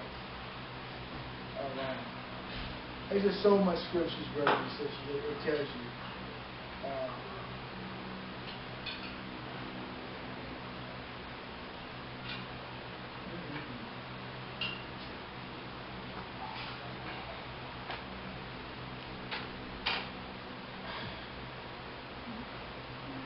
In other words, he was saying, well, remember, I understand that it's your time where you were free. Yep. All right. So the people who were celebrating, okay, of course, they love their country better than their own private interest. And I'm speaking of the people who fought. And though this is not the highest form of human excellence, all will concede that it is a rare virtue. So for people to stand up and fight for what they believe in, that is to be commended, right? Because people today, they believe that people show the spirit of cowardice, and no coward will inherit the kingdom of heaven, right? They fight for what they believe in, but will you fight for what you believe in when it comes down to it? So there's a revolution that's going to take place here in this world. Okay? So what happens? These particular men, speaking of, with the independence of, this place becoming a country, they love their country better than their own private interest. And though this is not the highest form of human excellence, all will conclude or concede that it is a rare virtue, and that when it is exhibited, it ought to command respect. And who will intelligently lay down his life for his country, okay, is a man whom it is not in human nature to despise. Your fathers staked their lives, their fortunes, and their sacred honor on the cause of their country. So remember, it's an idea. So this place was built on an idea. But the founders of it was into, remember the story behind the story?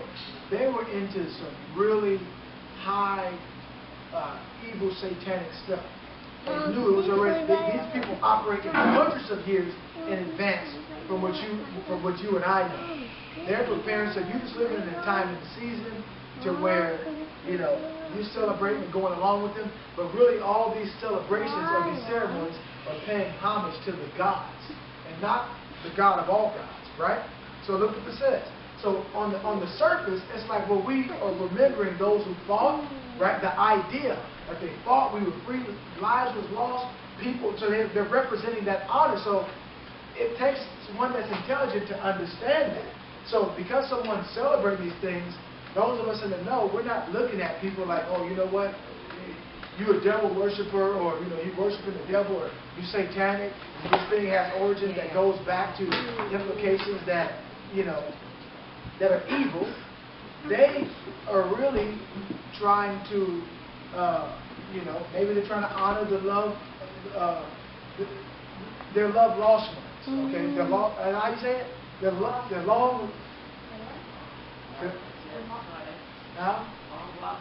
long lost loved ones. I thought that's what they're trying to remember and commemorate them. That's the memorial that they're remembering. But we are to. You can stop it for a second. Okay, but we are to and have been commanded to remember and memorialize what the Most High said. He fought for us, and those who came before us and put their lives down. Right. So it says here, in their admiration of liberty, they lost sight of all other interests. So the same thing, liberty meant freedom.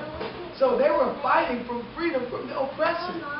So it's the same thing, and there was a lot of revolts, what you would call it, slavery time.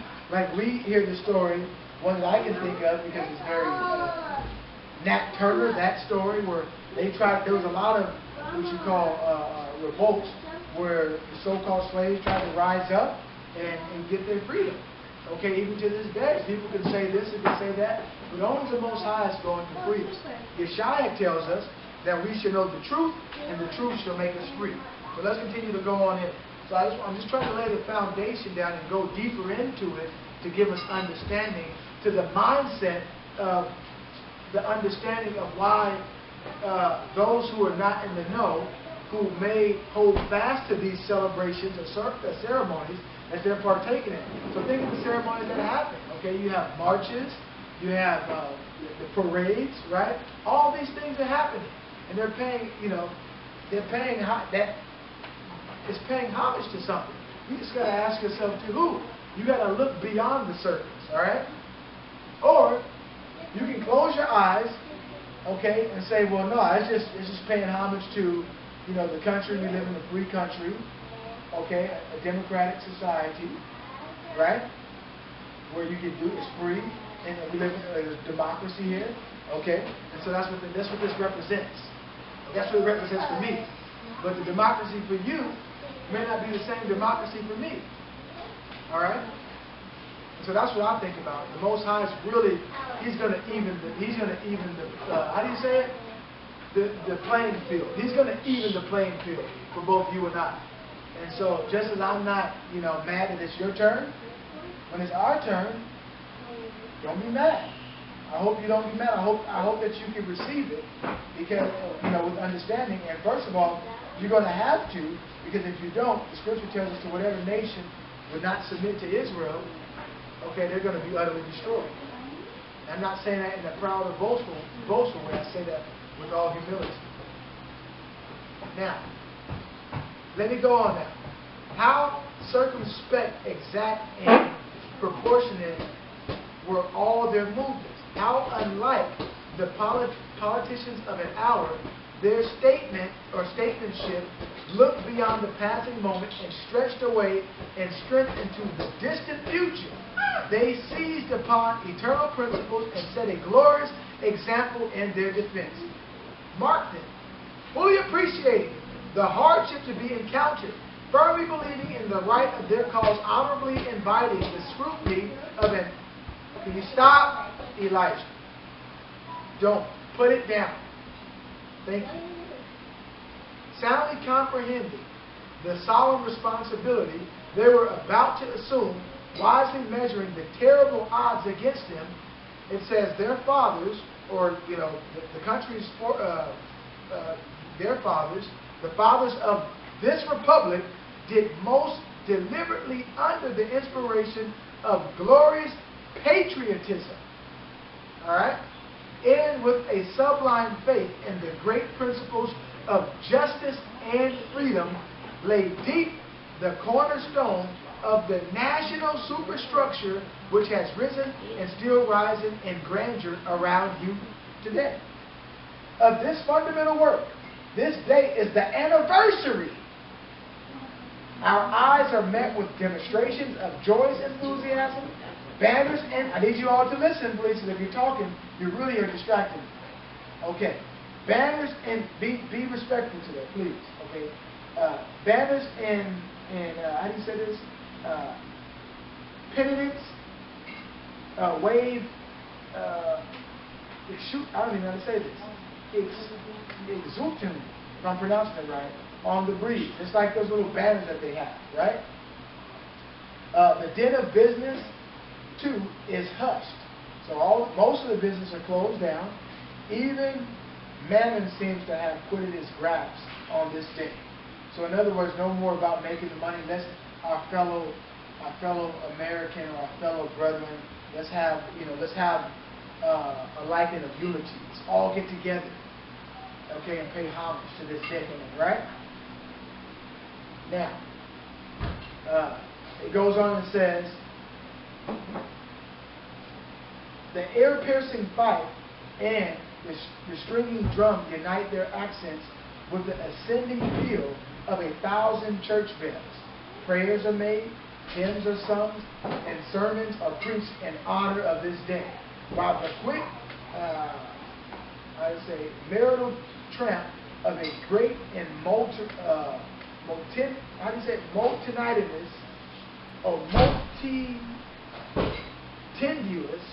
nation echoed back by all the hills. Okay, now I didn't mean to badger that word there, but multitudinous nation echoed back by all the hills, valleys and mountains of a vast continent. All right, bespeaks the occasion one of thrilling and universal interest nation's jubilee. All right. Now, friends and citizens, I need not to enter further into the causes which led to this anniversary. Many of you understand them better than I do. You can instruct me in regard to them. That is a branch of knowledge in which you feel perhaps a much deeper interest than your speaker. The cause which led to the separation of the colonies from the British Crown have never lacked for a tongue. They have all been taught in your common schools, narrated at your firesides, unfolded from your pulpits, and thundered from your legislative halls, and are as familiar to you as household words. They from the staple of your national poetry and eloquence. I remember also that as a people, Americans are remarkably familiar with all facts which make in their own favor. This is esteemed by some as a national trait, perhaps a national weakness. It is a fact that whatever makes for the wealth of, for the reputation of Americans, and can be and can be had cheap, will be found by Americans. I should not be charged with slandering Americans.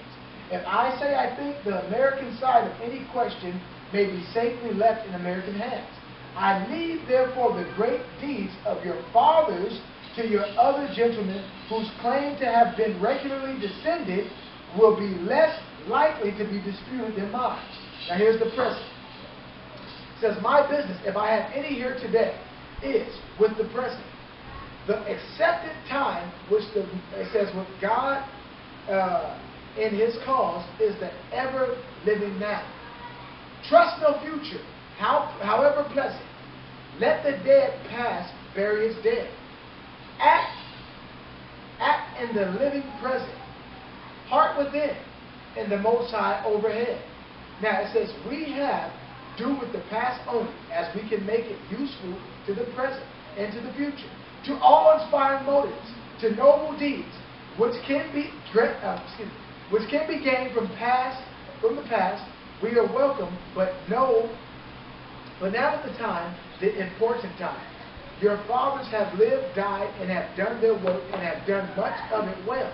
You live and must die, and you must do your work. You have no right to enjoy a child's share in the labor of your fathers, unless your children are to be blessed by your labors. You have no right to wear and waste the hard-earned fame of your fathers to cover your indolence. All right. Sidney Smith tells us that men seldom eulogized the wisdom and virtues of their fathers, but to excuse some folly or wickedness of their own. This truth is not a doubtful one.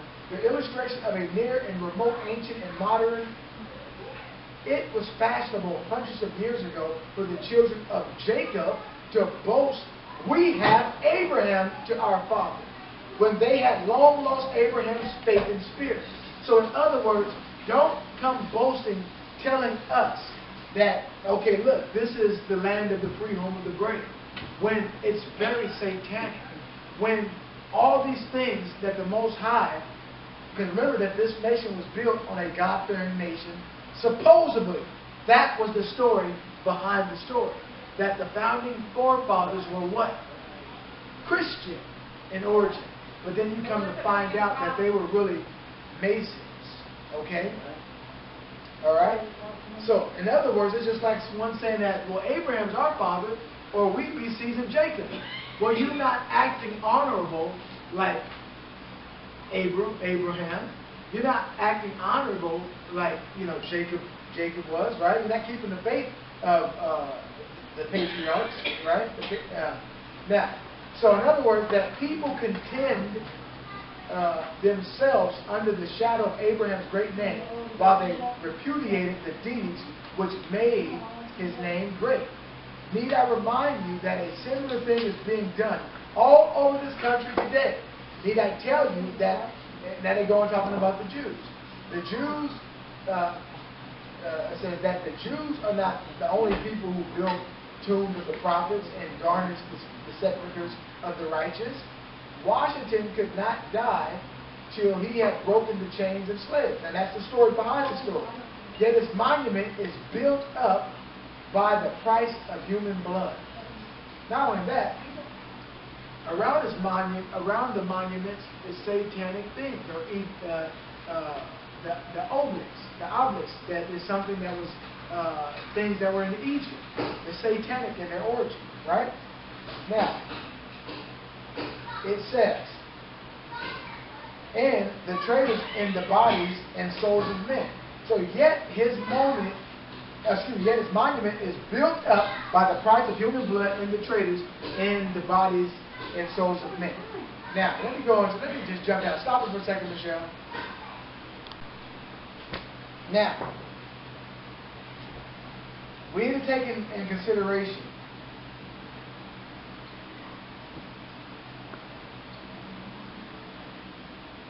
it says, fellow citizens, pardon me, allow me to ask, why am I called upon to speak here today?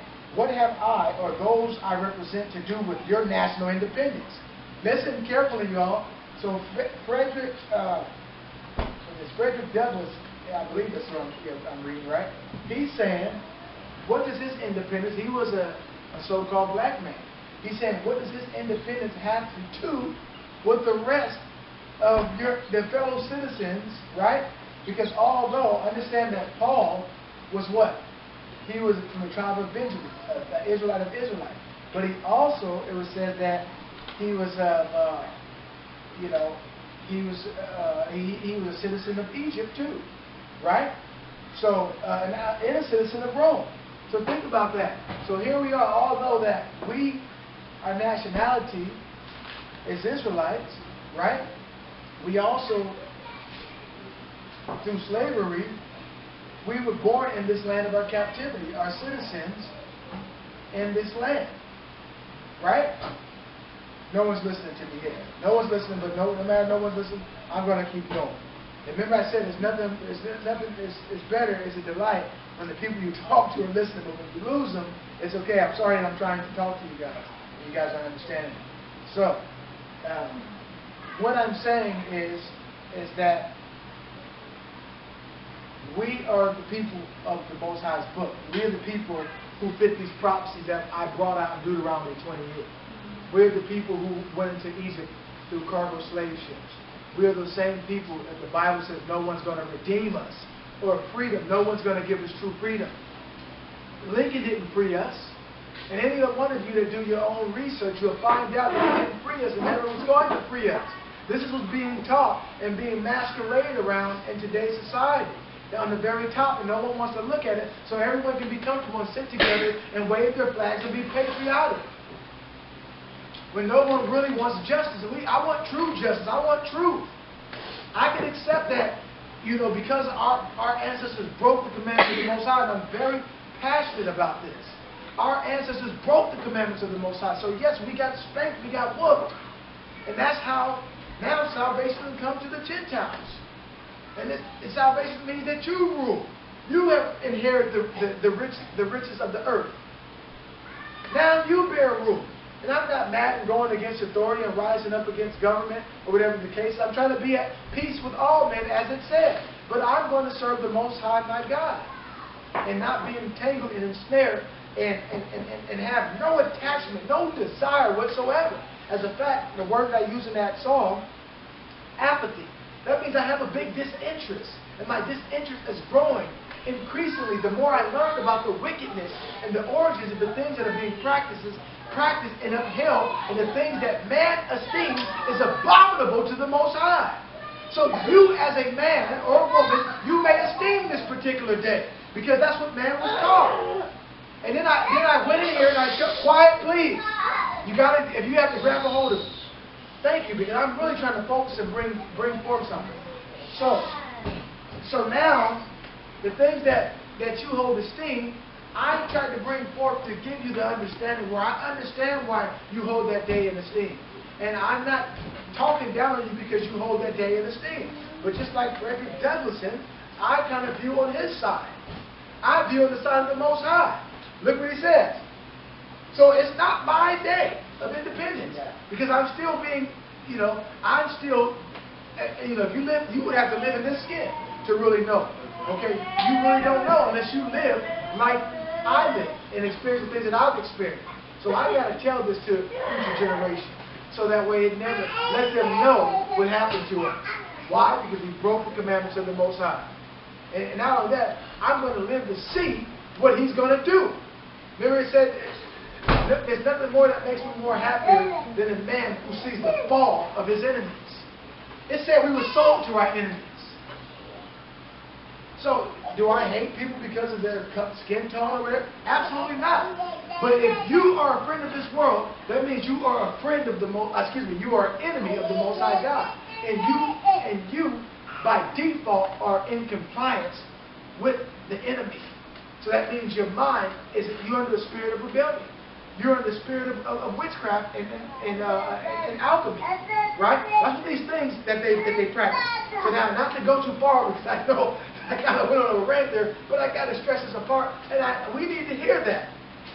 So look what happens. So fellow citizen pardoned me. So I was making like, okay, I'm a fellow citizen, because why? I pay taxes in this place. But although in the whole earth, I don't care where in the earth, I'm still like a pilgrim. I'm like an alien in this earth.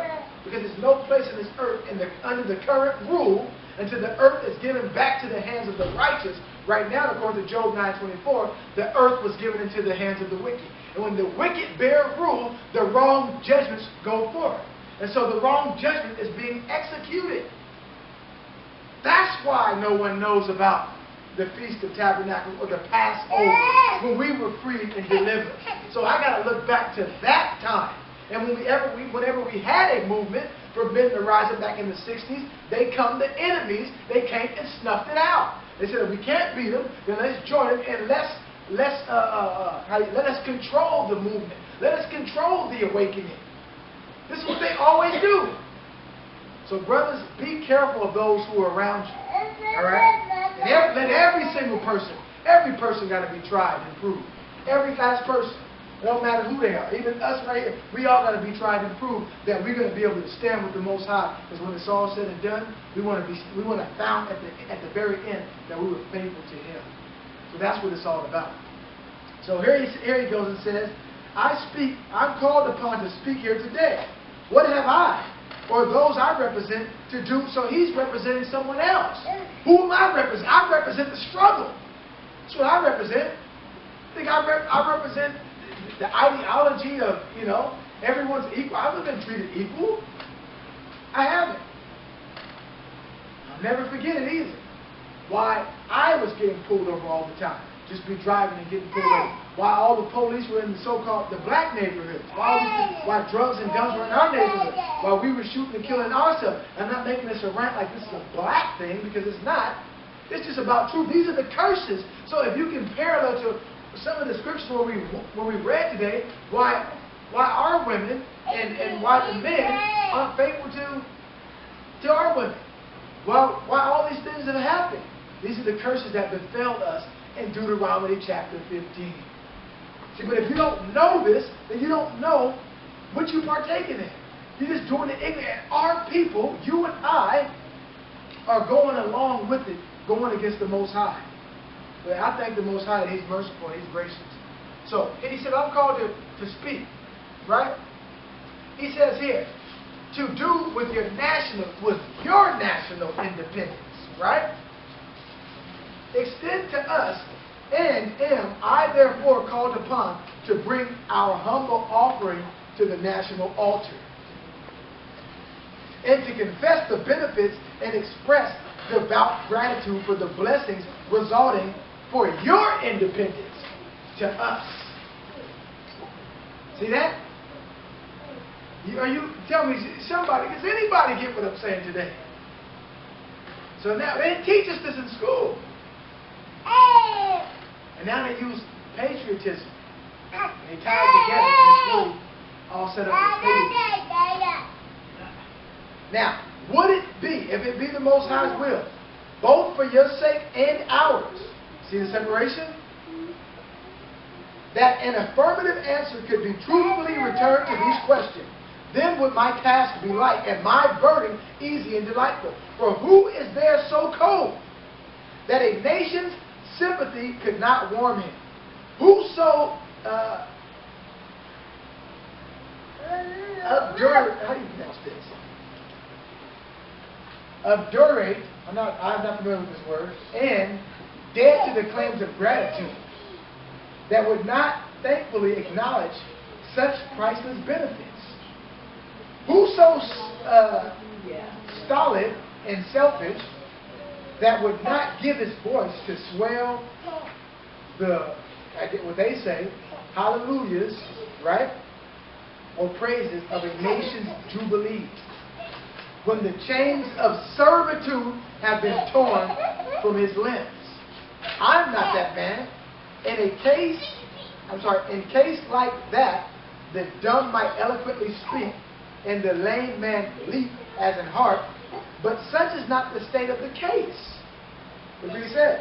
I say it with the sad sense of the disparity between us. Did you guys hear that? You know what disparity is, right?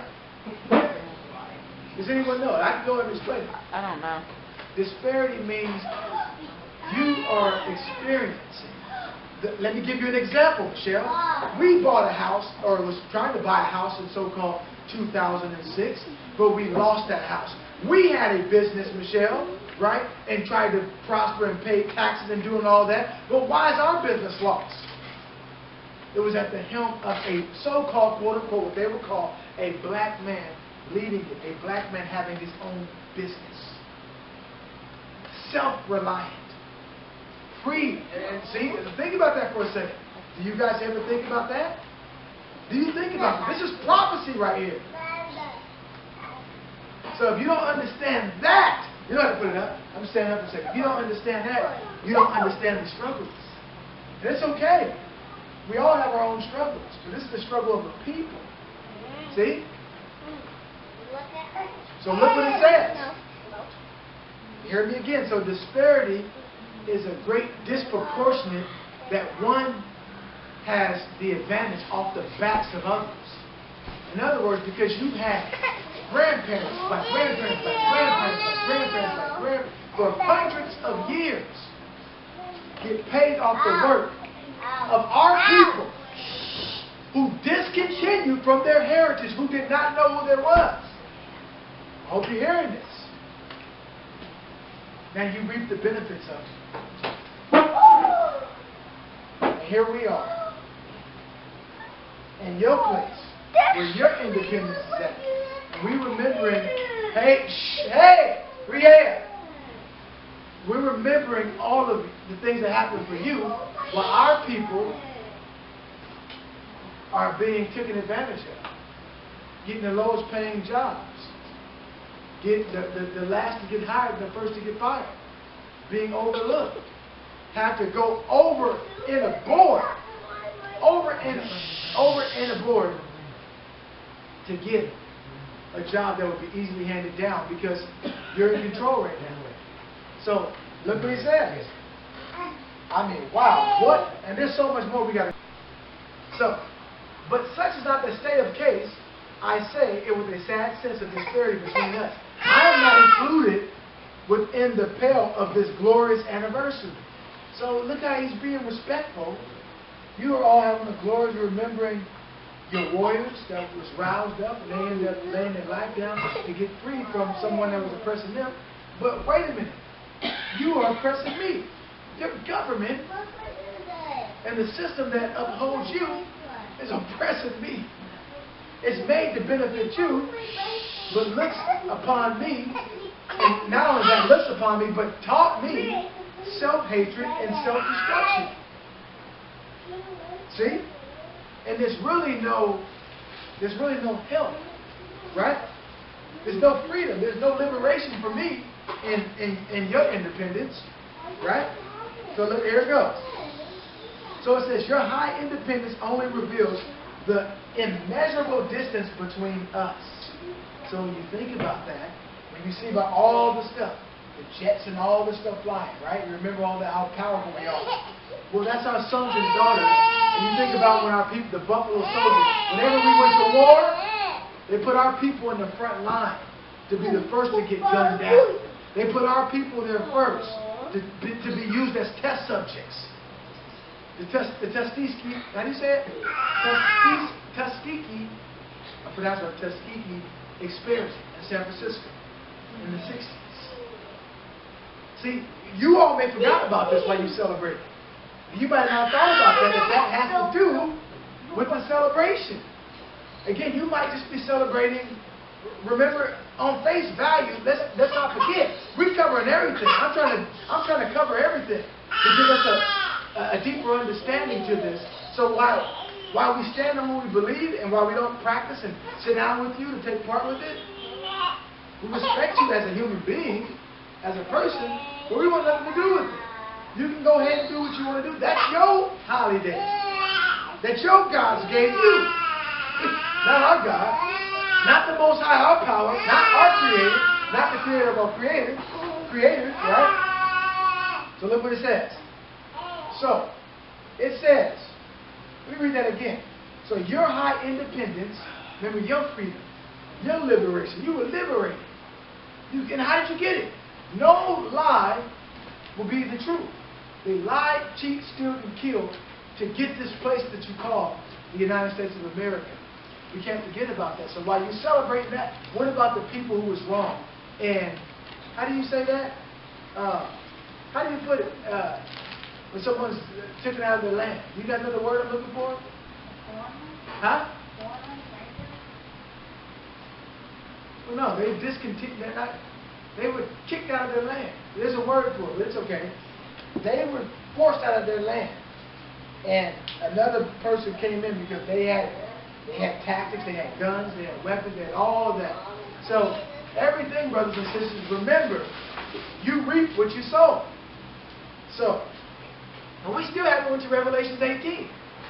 Okay?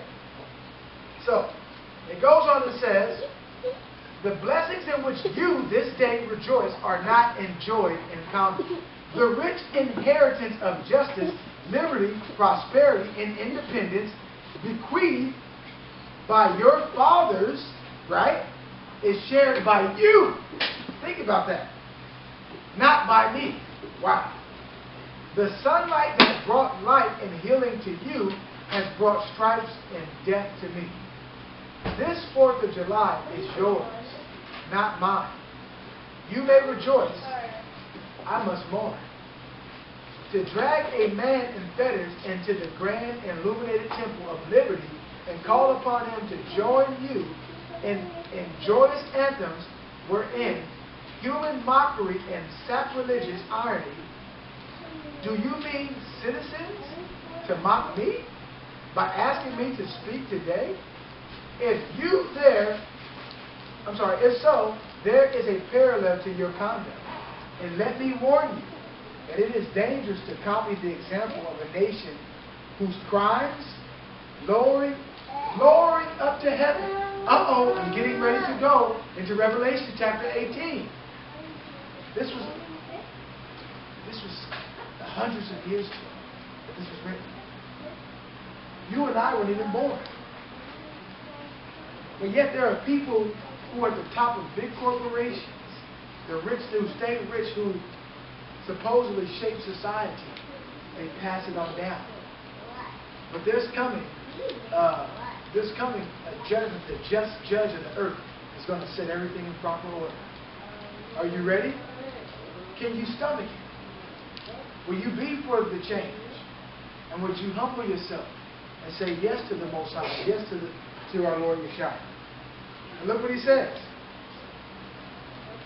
And let me warn you that it is dangerous to copy the example of a nation whose crimes, lowering up to heaven, were thrown down by the breath of the Almighty. Burying that nation in irrecoverable ruin. I can today take up the plaintive lament of a plea of a Peled in woe-smitten people. Here's the scripture. By the rivers of Babylon. He was quoting the scriptures way back then, hundreds of years ago. Where's Babylon? Right here. It's the rivers of Babylon. It's the daughter of Babylon. This is the Bible truth. When I begin to find this out, this blew my mind. No. So, by the rivers of Babylon, there we sat down. Yea, we wept when we remembered Zion. So now we remember Zion. Jerusalem, and not only Zion, but the heavenly Jerusalem. Okay? So this is what I think of. I think of a time when there was peace for us and our children. When we were that nation above all the other nations of the earth, like we just read about in Deuteronomy 28. See that? When our women were virtuous, they were quiet, they reverenced their husband. When our men were warriors, were noble and honorable.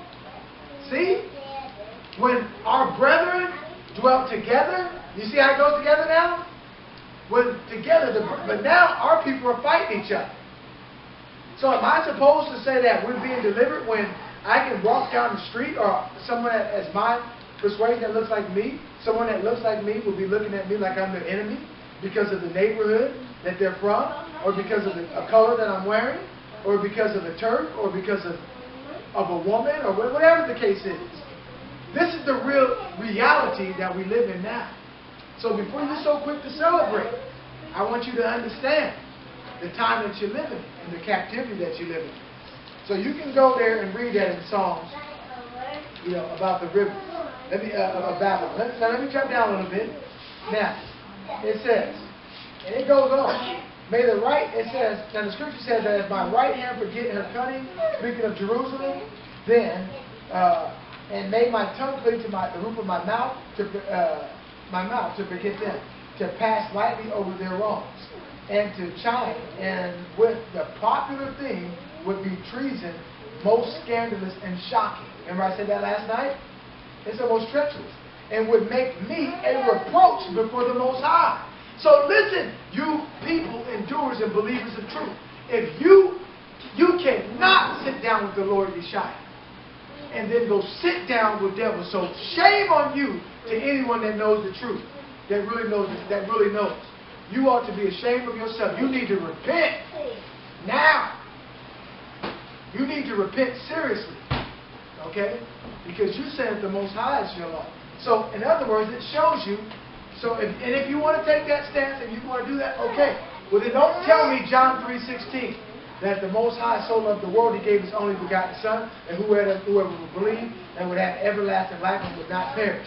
Because Christ says, I pray for those who you gave to me out of the world. I pray not for this world. So if you a world means a society. So if your society is different from mine, then just wait. But then if you're willing to join hand in hand and pick up the laws and statutes and commandments of the Most High and be honorable and be righteous and learn and honor who the Most High sets up, then you, my brothers and sisters, even more than those who were born by blood into the same nationality, if you will, if they're not keeping the Most High's commandments. But you got to be tried and proved. Can you be trusted? I've said that before. Right? So let me go on.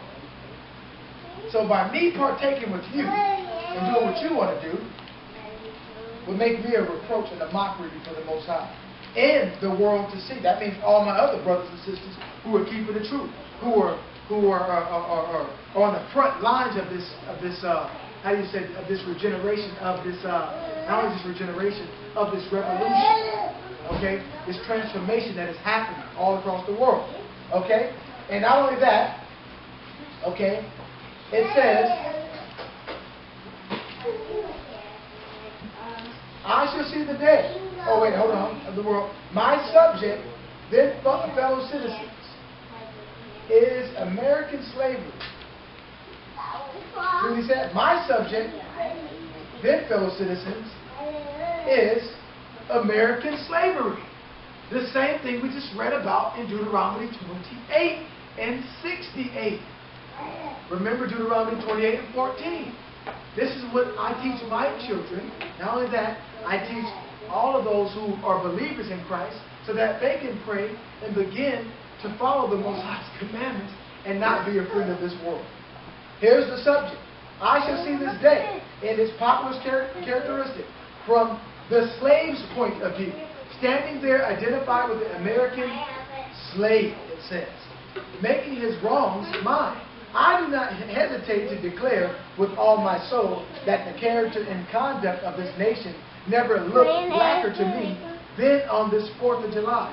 Whether we turn to the declarations of the past or to the professions of present. So no matter what you want to profess today, I can never forget about the ills of my people who were hung, raped, burned, killed.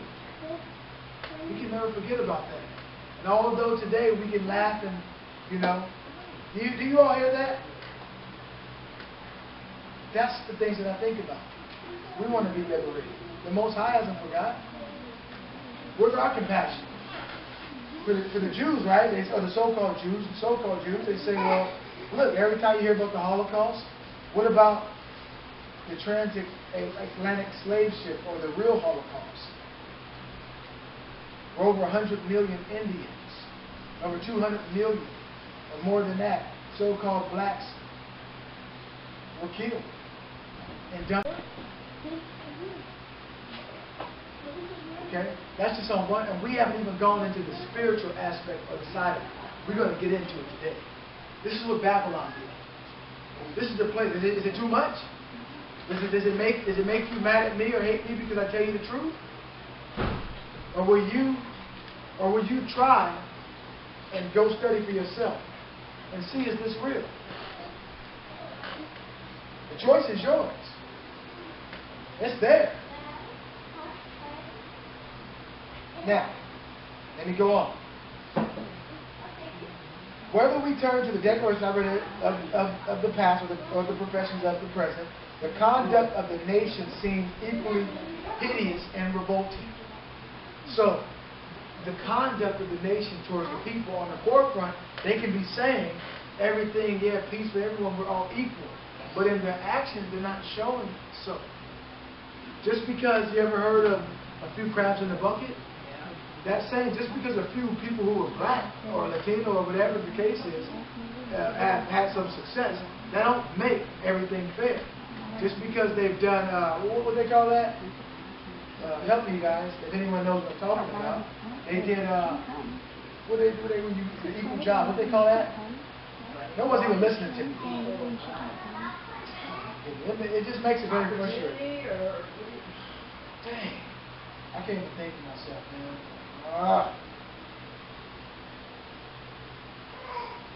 It's like, you know, they, Discrimination. no, not discriminate. There's a word for it where they not to discriminate, where you can go, I can't even think of the word right now, I'm sorry.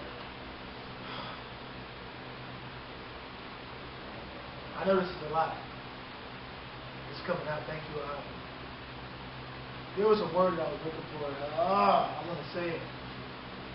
It passed a law to where maybe so. You couldn't discriminate. No, but there's a word for it, baby. Equal. Not. No word. But someone, if you come across this, you'll know what it is, because they did that for the so-called minorities. Because why? They understood and they realized that, okay, we cannot discriminate because we're equal. That's how you know it's racist. If they got to tell you it's an equal opportunity, then we live in a racist society. Right? Or, okay, excuse me for that. Now, okay, or the profession of the president. I read that part. You know, I'm still thinking it. I want to know what it is. I want to say it. And solely blind. Excuse me. So America is false to the past, right? False to the present, and solemnly binds herself to be false to future, standing with the Most High in the crushed and bleeding slave on this occasion. That's who I'm standing with. I will, in the name of humanity, and we know that Yeshua came his life, he gave his life for humanity. But all those who would believe would truly have eternal everlasting life. Not this false thing, which is outraged in the name of liberty, which is fettered in the name of the Constitution in the Bible, which are disregarded, and trampled upon. So now that you understand that they took your rights away to bear arms, the Constitution is not worth what it is, taking your freedom of speech, because now the new hate or is hate speech. Okay? That's what hate is. Truth is the new hate speech. So I hope that we did it in a way today through the Spirit that it comes out. Man, this is deep, brothers and sisters. Go to it, thenation.com. You want to learn the history about what you're celebrating? Learn your history. Everyone knows who they are except us. Calling ourselves African American, Negroid, Negroes, black, all right, all these different proverbs. Okay? Let me just end with this and I'm going right into it. He says this, which are disregarded and trampled upon. So the Constitution in the Bible, and what's true patrons of who stand for righteousness, or what it was built on, the idea of justice for all. I'm not saying that people don't believe that, because when people go to get into the army, this is the story that they get you on. And so people who want to do the right thing stand for that, but the powers and the rulers that be are wicked and evil. Alright? And they won't tell you the true story, the story behind the story. So that's why we're going to name this today, Independence, in parentheses, 4th of July, the story behind the story. Can somebody remember that for me and write that down? Independence, study on independence, 4th of July, the story behind the story. So we're touching on face value. We're touching on where things are, how do you say this? We're touching on the base of, because someone watched their camera for me too. We're touching on the base of where some things that were done were in the name of honor and are honorable. People, brave people who've given this sacrifice of their life. Under those who would lift a finger, they'll sacrifice our sons and daughters, right? But won't send their own sons and daughters. The story behind the story. Okay?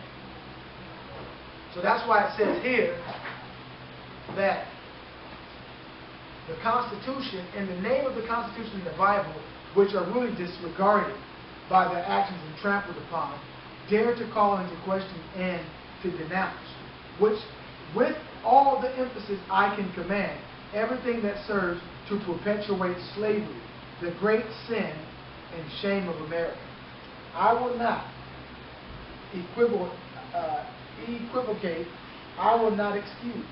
I will use the severest language I can command, and yet not one word shall escape me, that any man whose judgment is not blinded by prejudice or by prejudice, or who is not at heart a slaveholder, should not confess to be right and just. All right. So with that, I'm going directly into now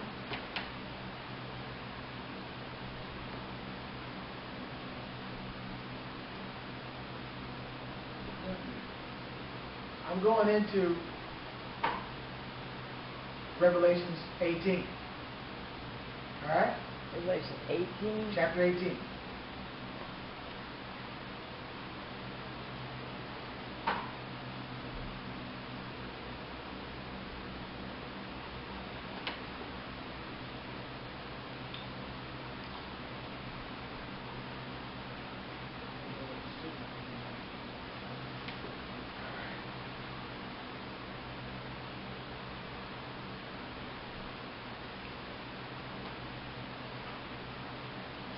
Pardon me 1 second.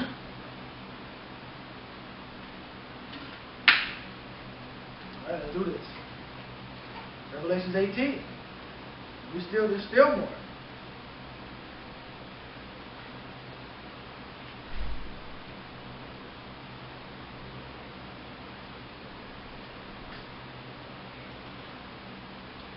It says here, subtopic, Babylon is fallen.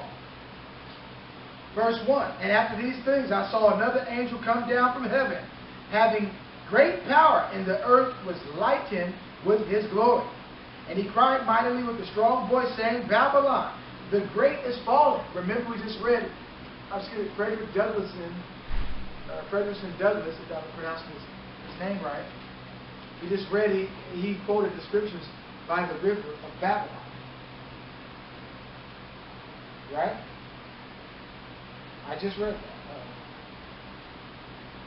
Yeah, it was Frederick Douglass. Not Frederick Douglass. Frederick Douglass. All right? Babylon is fallen. Babylon the Great is fallen and has become the habitations of devils. The word devils there, so you know, is demon or supernatural spirit. Alright? We know we're in a time of transhumanism and people trying to make themselves more stronger and get all type of knowledge, right? But these spirits are really operating. But that's what these devils are. The place that we live in is a place of sorcery and witchcraft. We haven't even gone into it yet. We're going to go into the symbols that they use, everything. We're going to bring it out. All right? So it becomes. Also, it says, the hold of every foul spirit and a cage of every unclean, hateful bird. 3, for all nations, and that word all nations, that means the word nations meant people, right? We learned that by that song, word tribe, pagan, people, all people. They did what? Look what they did. For all people have drunk of the wine of the wrath of her fornication. So by you doing these things, you're actually committing, if you're spiritual, if you want to call yourself a spiritual Israelite, I don't have any problem with that. I just say call yourself a believer. If you're a follower of the Hamashiach or Hamashiach or Yeshua, then keep his laws and commandments. Yeshua didn't do none of these things. Follow Yeshua. So you are committing spiritual fornication by getting in bed with the things of Babylon. This is the daughter of Babylon. Okay? You're going to find that out. And the kings of the earth, that means the rulers of the earth. That's what that means. Those are the people who are still holding sway. The kings of the earth have committed fornication with her, and the merchants of the earth are waxed rich through the abundance of her delicacies. So when you think of the word delicacies, okay, that means strenuous or strength. That is figuratively luxury. So through her luxury, the merchants of the earth have waxed rich. But yet the Most High's people, the slaves, the poor, are being drugged to the bone. You see that? That's why it says, I can go to it right now. I actually got the scripture. Now you see why it says in the book of what is it, Proverbs?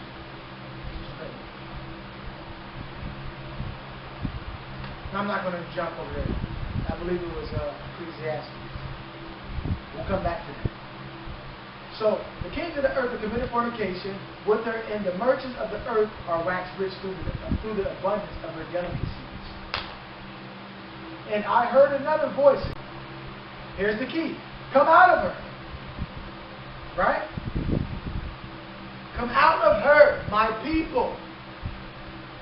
The Most High is calling to His people. Come out of her, my people. That ye be not partakers of her sins, and that ye receive not of her plagues, the same thing that we read in Exodus 12, the plagues. When you go to Exodus chapter 12, when we were reading on verses, I believe it was 13, right? About the plagues that the Most High said was coming to Egypt, and the Most High said when He sees the blood on the lintels, on the side of the post, on the top of the door, then the plagues or the death angel will pass over us.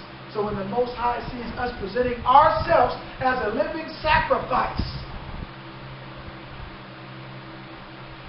then when she's judged, His anger, destruction, yes, everyone's going to have to pay up for it, will pass over. So it's a warning to take heed to the message. Whether you want to listen to it or not.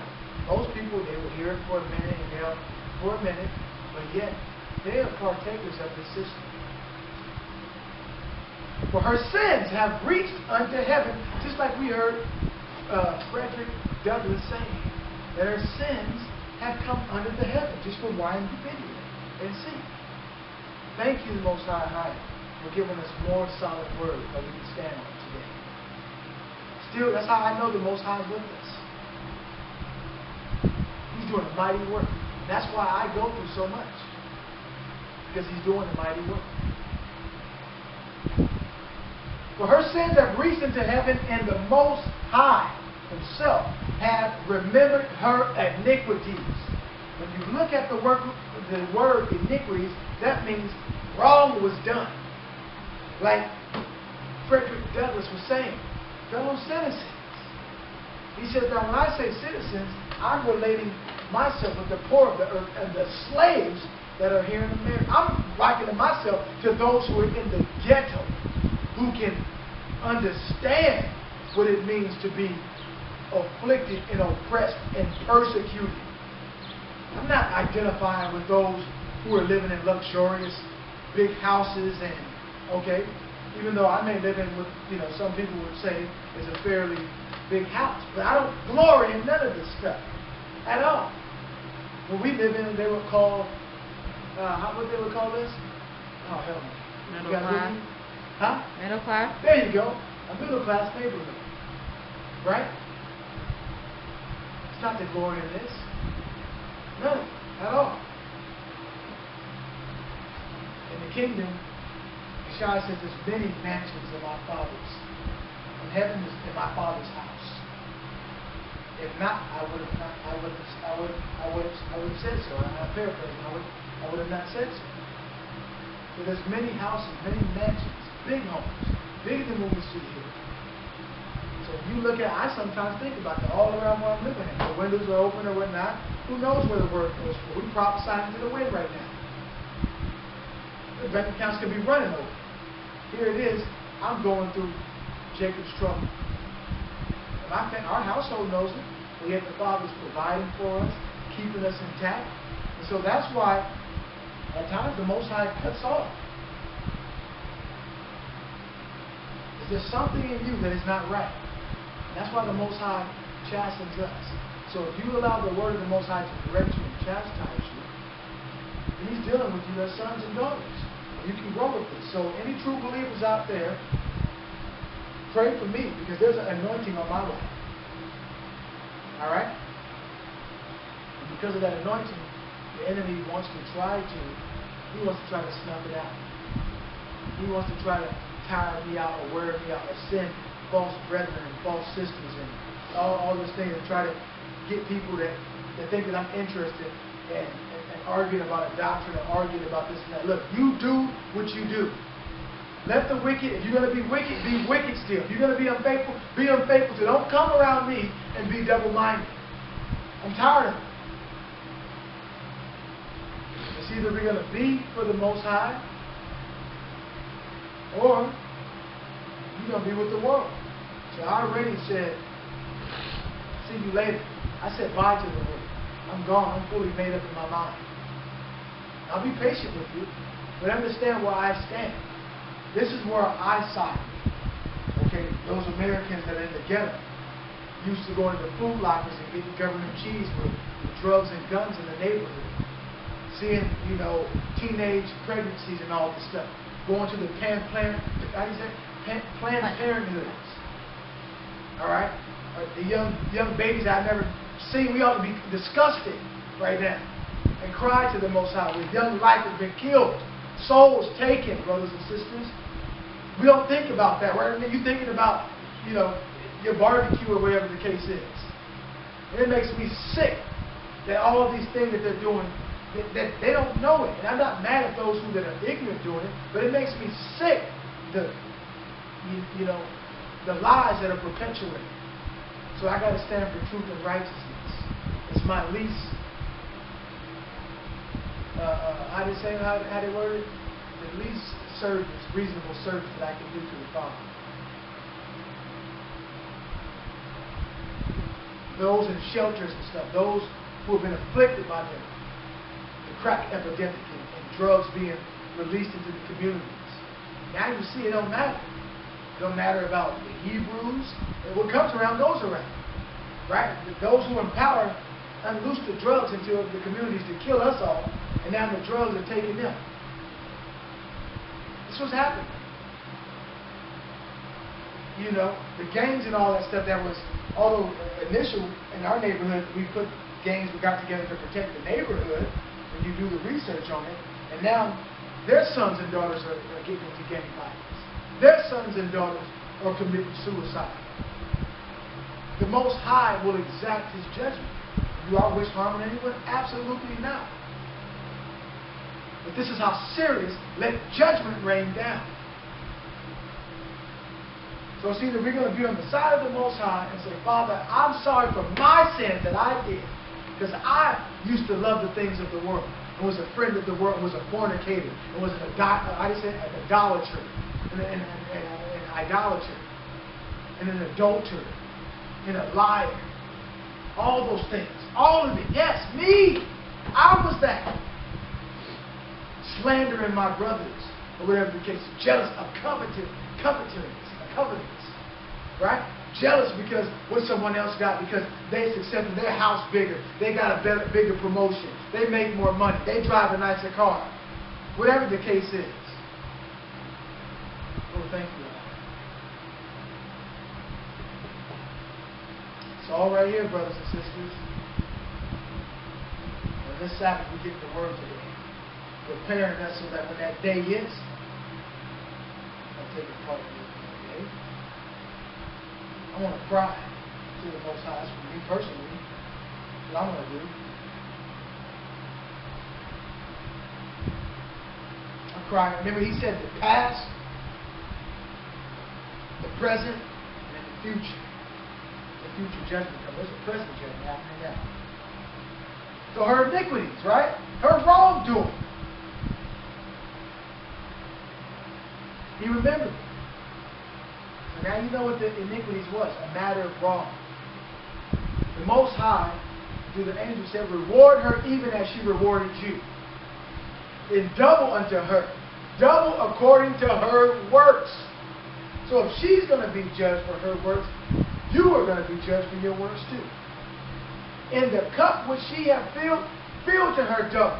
How much she hath glorified herself and lived deliciously, so much torment and sorrow give her.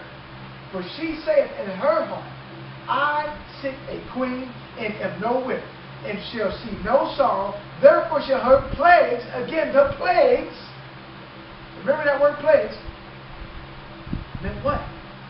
It meant affliction. That's what it meant. Something dead. Death is coming. Shall come in one day.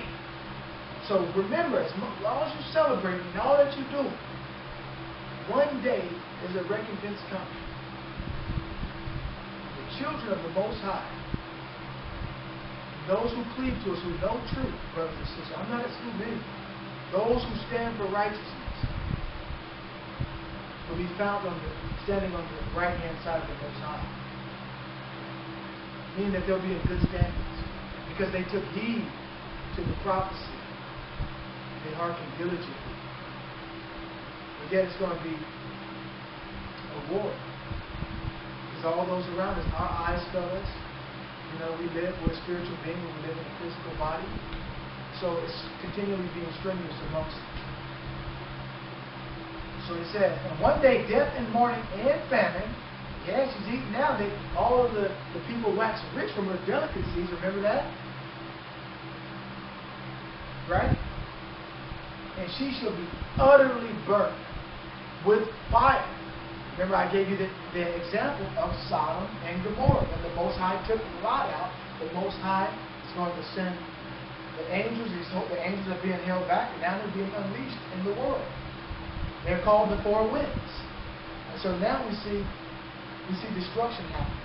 We see the Most High's judgment coming down because they wouldn't let the Most High people go. See? The men of the Most High, have been telling and prophesying to Babylon and the world powers to leave the Most High's people alone, but they won't. They ramp it up. Okay, and if it had not been for Yeshua, it had not been for the Father cutting the time short, then there'll be no blessing. So that's how serious that is getting. Remember, in the second coming of Yeshua, the more you see these people partying, the more immorality is heightened and celebrated. Remember, the more the plagues are going to come down. Don't be a partaker. Take heed to it, brother. I'm pleading to you now. Don't do it, brothers and sisters. Don't close your eyes and go back to sleep like we read in the book of Sirach. There's nothing more worse than a man who feared the Most High and lived righteousness and turned from righteousness back to evil. You knew it was no good, but you got tired. You got tired and said, where's my Lord now? Your eyes was enlightened. You see what was going on, but now you don't care no more. So instead of you enduring affliction, that's oppression. You said, I'm going to get mine now in this kingdom. I'm going to be a friend.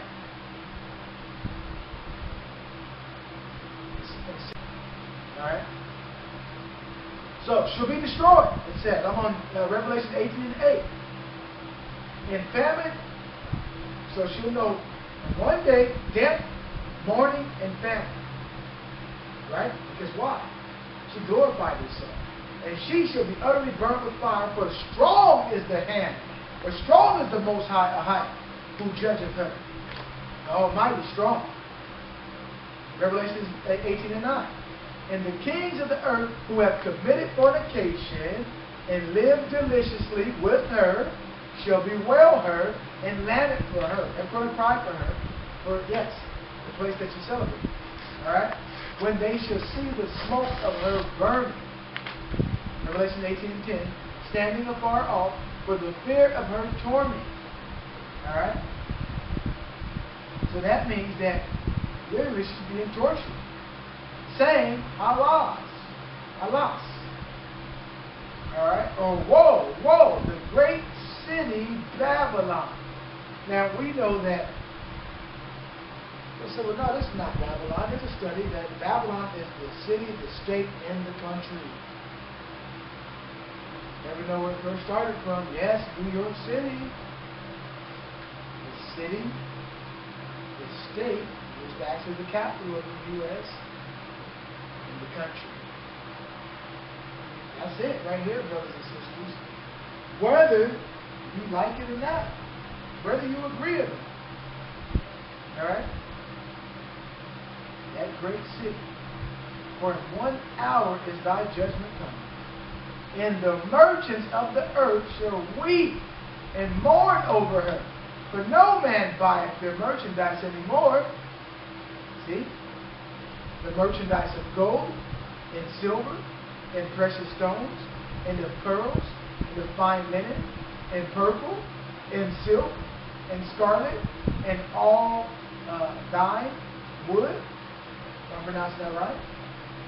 And all manner vessels of ivory, and all manner of vessels of most precious wood, and of brass, and iron, and marble, and verse 13, and cinnamon, and odors, and ointments, and frankincense, and wine, and oil, and fine flour, and wheat, and beasts, and sheep, and horses, and chariots, and slaves, and souls of men. See that? Even when you can go and buy what you want. What do you mean souls of men? You want a certain baby? You want your baby to look this way, that way? You can go pay the doctor to go do it for you. What they have. That means you want to be impregnated or implanted with the seed. All these things that are going on here in the place, which is grave evil of the Most High, does not like. Right? Verse 14, I'm going to keep going now. And the fruits that thy soul lusted after are departed from thee. So yeah, you partake of these things and you lust after them. You can't wait. It's your most favorite time. Right? And all things which were dainty and goodly are departed from thee, and thou shalt find them no more at all. It's coming. The merchants of these things which were made rich by her shall stand afar off for these afar off for the fear of her torment, weeping and wailing, and saying, doom and woe, destruction, destruction, the great city that was clothed in fine linen, in purple, in scarlet, and decked with gold and precious stones and pearls. For in 1 hour great riches is come to naught. So all that you saving up for, all that's so important to you now, that it's your life. Like that's literally the breath of life for you. It's going to become a time when that will not matter at all. So go ahead and continue on. We just read in Sirach chapter 24, in verses 11, for the fear of the Most High surpasses everything, to whom can we compare the one who has it? So if you are a man or a woman who fears the Most High, truly, with all of your heart, soul, and strength, who can we compare to you? You are to be esteemed. And you know what? I commend you, brothers and sisters. That's why I read all those things about the woman, and I read the things about a man, okay, and the brethren, and the husband and the wife, and neighbors, right? So going on, and when I read it, I just know that it touched, it was something that piqued my interest, but it's making full sense to why it was read. Right? Verse 17. For 1 hour so great riches is come to naught, and every shipmaster and all the company in the ships. Alright, and sailors, and as many as trade by sea, stood afar off, and cried when they saw the smoke of her burning, saying, what city is like unto this great city? And they cast dust on their heads, and cried, weeping and wailing, saying, Alas, alas, woe, woe, the great city, wherein were made rich all that had ships in the sea, by reason of her coastlines. right? For in 1 hour is she made desolate. Rejoice over her, thou heaven, and ye holy apostles and prophets, for the Most High hath avenged you on her. See, it's an vengeance. And a mighty angel took up a stone like a great millstone and cast it into the sea, saying, thus with violence shall the great city Babylon be thrown down, and shall be found no more at all. And the voices of harpers and musicians and pipers and trumpeters shall be heard no more at all in thee, and no craftsman of whatsoever craft he be shall be found any more in thee, and the sound of a millstone shall be heard no more at all in thee, and the light of a candle shall shine no more at all in thee, and the voice of the bridegroom and the bride shall be heard no more at all in thee. For thy merchants were the great men of the earth, for by thy sorceries, witchcraft, okay, were all nations deceived. The trickery. In her was found the blood of the prophets. So yes, she's responsible for the abortions. She's responsible for the insolence, okay, and the arrogance, and for the iniquity of the earth, polluting the whole earth, right? And in her was found the blood of the prophets and saints, and all of that was slain upon the earth. So in other words, if you live a righteous life and a Christ life, true believers, God-fearing people who believe the principles of this Bible, the earth is going to come, the world is going to come after you, okay? Because that's what's being perpetuated. Now I'm going to go over. I'm going to go over to the next thing that I have open. Yeah, I'm going to open.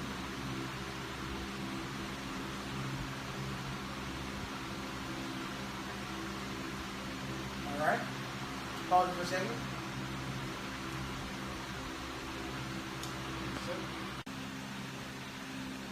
Okay, so now we're going to show you the implications of by taking part in this particular celebration.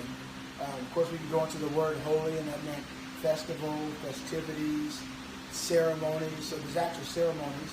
And I can think of in Scripture how the Bible tells us in Colossians 2, and we go to this, and we have some information to bring forth.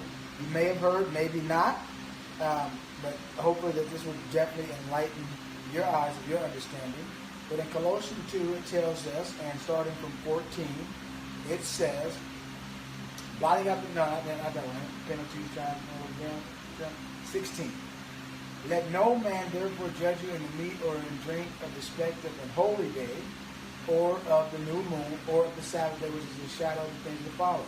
Let no man, that's verse 18 is the one I was looking for.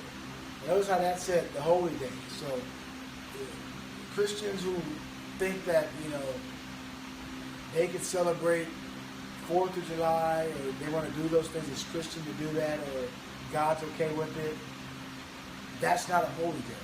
The Bible defines what a holy day is. Only He can set apart the days. And so those are the days we're talking about. But I wanted us to look at Colossians 2 and 18. Let no man beguile you of your reward. What is your reward? Christ is our reward. The Most High is our reward. He's our exceedingly great reward. The crown of life is a reward. And He's going to give to, Yeshua says, behold, I come quickly, and my reward is with me, to give to every man, according to as his work should be. Whether it be good, okay, or whether it be evil. So let no man beguile you in a voluntary humility and worshiping of angels. So what you begin to do when you start doing these particular holidays, we're going to show you how this stuff was set up to where you're worshiping or giving your energy to angels, not the Most High God. And that's not supposed to be. That's a commandment. I can think of Jeremiah, and I brought this out earlier, Jeremiah 10. How the Most High says, I'm going to go there right now. And I'll come back to this in 1 second. Jeremiah 10.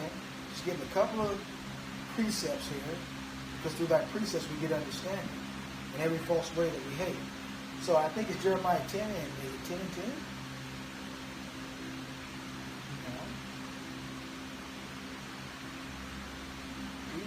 It's been a minute since I looked at it, so forgive me. Is it 1? Oh yeah, okay, I'm going to 10 and 10. Jeremiah 10 and 2. Thus saith the Most High. Put it up on the screen right there, Michelle. Learn not the way of the heathen. So I'm getting ready to come show you something that these heathens, they did this. And be not dismayed at the signs of heaven, for the heathen are dismayed at them. Let's go. Okay, now we're going back to what we're looking at. Now, the spiritual significance of 4th of July. Hope you can see that. July 4th is an Independence Day, the day that the USA celebrates its birthday. It is also around the time that the sun, the S-U-N, meets with the highly mystical star. It almost looks like Sirius, okay? S-I-R-I-U-S, okay? Or Sirius. Could it be any coincidence that America's birthday coincides, with this fated day? And let's look at more. Sirius is the planet of higher consciousness. That's what they say. And they also say that this so-called planet, and we know that these are angels or stars, if you will, this star is brighter than the sun. All right? So, it goes on and says that freedom and technological advancement, let me say it again. The Sirius is the planet of higher consciousness, freedom and technological advancement. Almost like Sirius, like on our phone. When we say Sirius, where's this at? So you see, this is nothing new. This is what they're doing. It is a planet believed to be of very high frequency and has long been revered by the Mayans and who? The ancient Egyptians. Let's go on. In fact, for the ancient Egyptians, Sirius was a very special star and was known to bring blessings of abundance, fertility, and a rebirth. The Egyptians also believed that Sirius was where the souls of the dead would go after they left Earth. That's what they thought, right? Many ancient cultures also believed that there were other forms of life on Sirius that would make contact with Earth to offer insight and intelligence to advance the human race. Makes you think of the Watchers that fell, right? When you go into the book of Enoch. Now it goes on. Other ancient civilizations also believed that the meeting of the sun, the S-U-N, that's the sun in our galaxy, right? That gives light to the Earth, okay? And Sirius, the brightest star in the night sky, was a signifier, of illumination and a time when light and truth would be shed on the world. Let's go on. The light was said to bring about a new evolution or way of being. This light was said to bring about a rebirth of all those living on Earth. Sirius is even brighter than our own sun. So many considered it to be the sun, the S-U-N of the sun. In fact, the S-U-N of the S-U-N. In fact, it was believed that our sun was the illuminator of the physical world, whereas Sirius was the illuminator of the spiritual world. All right? When Sirius and the sun meet around the 4th through the 7th, July every year, the energy of Sirius is believed to become highly potent and influences planet Earth on a much more significant level. Earth's S-U-N, sun, being a Cancer at this time, symbolizes a time and of... Cancer. What? Being in Cancer. Oh, thank you. Earth's suns being in Cancer at this time symbolizes a time of intuitive reflection and nourishment. The sun in Cancer represents a time where we cannot connect with our emotions and transform them into spiritual enlightenment. As the Cancerian sun and Sirius meet, the first week of July becomes a powerful, potent time for making conscious changes, spiritual advancement, and bringing new insights into the world. The meeting of Sirius and the S-U-N is said to also be a successful time for business, profits, fame, and domestic harmony. It is also particularly favorable for endeavors with technology and inventions that are out of the box or revolutionary in some way. Interestingly enough, astrologically, the meeting of the S-U-N and Sirius would be the perfect time to celebrate the birth of a new country. Could it be that July 4th was chosen for this reason or just as a coincidence? It is also worth mentioning that many other countries celebrate their birthdays or independence around July. Think of some more here. Okay, what else we got here? This ain't it. I need to add some more information here. My goodness, I'm sorry. Hold on, I gotta open my thing. I had some more information. I might have to pause it for 1 second, brothers and sisters, and come back in. Give me 1 second. 1 second. Just don't open. I'm gonna have to pause and come back.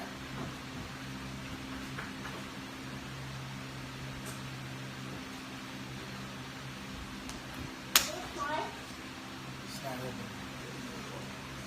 See? There's some real strong information here.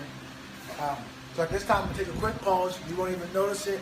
I'll be back to finish this up. All right? That's my word. All right? Praise be to the Father. Now, there's more proof that 4th of July, the practices of it, or that it's a ceremony that actually has its origin and roots back in Freemasonry, and that it's really satanic. I'm speaking of the origins of how, according to the scriptures, the Most High tell us not to follow astrology and mess around with divination and stuff, okay, with the stars and things like that. So let's go and look at the article that I have on the screen. It says the astrological significance of July 4th, Independence Day of America, the first Independence Day of the Philippines. So you see a picture of here, the Washington Monument, Capitol Mall, Washington, D.C. Okay, it says here, the founding fathers of America started to celebrate the July 4th Declaration of Independence Day in 1776 as established by Freemasons, notably George Washington, Thomas Jefferson, Benjamin Franklin, and other astrologers - Masons who planned and designed the National Capital Region area.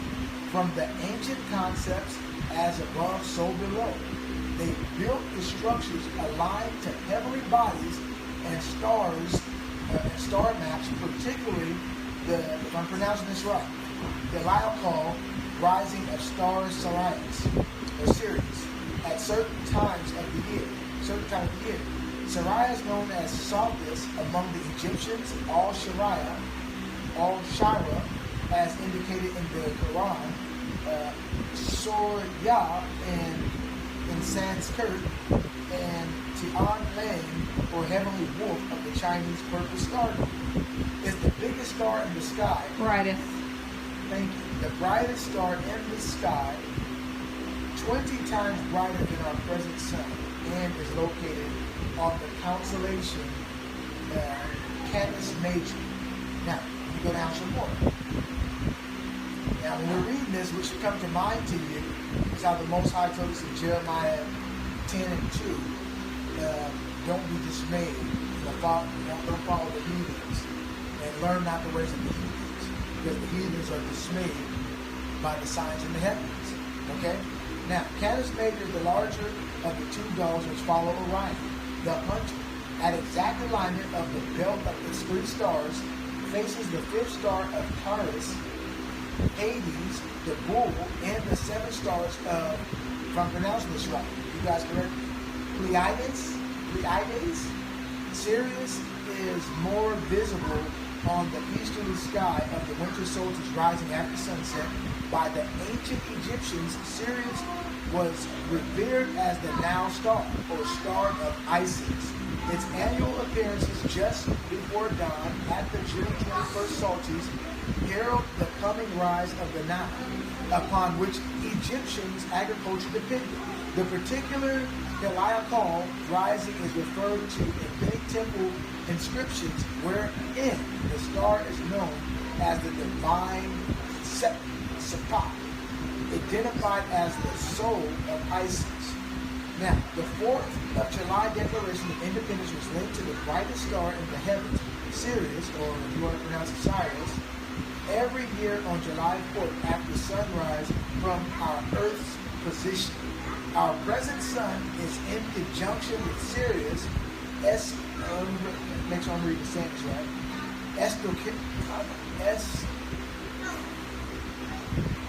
esoterically, this star is the Mason's blazing star when conjoined with the sun and aligned with the stars of Hades and, I'm pronouncing this right again, Pleiades. on certain periods of the ages caused by the procession of equinox. All right, let's go on. You see where we get the ties in, right? It says the alignment is associated with liberation.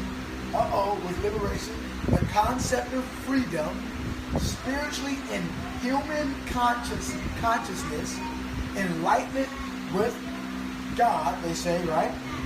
Because of the lights coming from this star system. And what God? I'm not talking about the Most High. The Most High gave us His laws, statutes, and commandments, right? The Most High told us not to follow the way that these are heathens that are doing these things.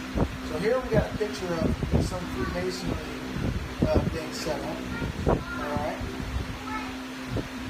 And it's going to explain what this is. Sorry about that. It says, for more esoteric explanation, Sirius, a fixed star located in 13-degree Cancer, is traveling 1 degree per 72 years and presently on the gateway of the Soul Journey. From the 25th degree of the Morals and Dogma by Albert Pike, the constellation Cancer and its counterpart Capricornus held the position of the Sun and at the solstice. When the fixed stars of Cancer mark the position of the Sun at the June solstice, the key stations mark the gateway of the descent of souls into incarnation. Cancer was known as the gate of men, through which souls descend from heaven into human bodies. During the migration of souls, men's spirits dwell in the Milky Way, the seed ground of the soul between incarnations. It was also believed by the ancients that the souls of men, when released from propriety, ascended back to heaven through the stars of Capricorn, known as the Gate of the Gods. These two gates are located where the zodiac and the Milky Way intersect. So I could make this stuff up if I wanted to, okay? You may not believe it. I already heard enough and said enough. I'm fully convinced, but I'm just making my state, not an argument, I'm just stating where the origins of these things happen from, to know what you're doing, so to know what you're participating, because you're fornicating. If you say that you love the Most High God, but you're doing these things, this goes against what the Most High says, right? You voluntarily, let me go to Colossians 2 real quick. Okay, this is what you're doing. You're voluntarily giving your energy and the praise that you're doing to the Most High. Here's what you're doing. 1 second.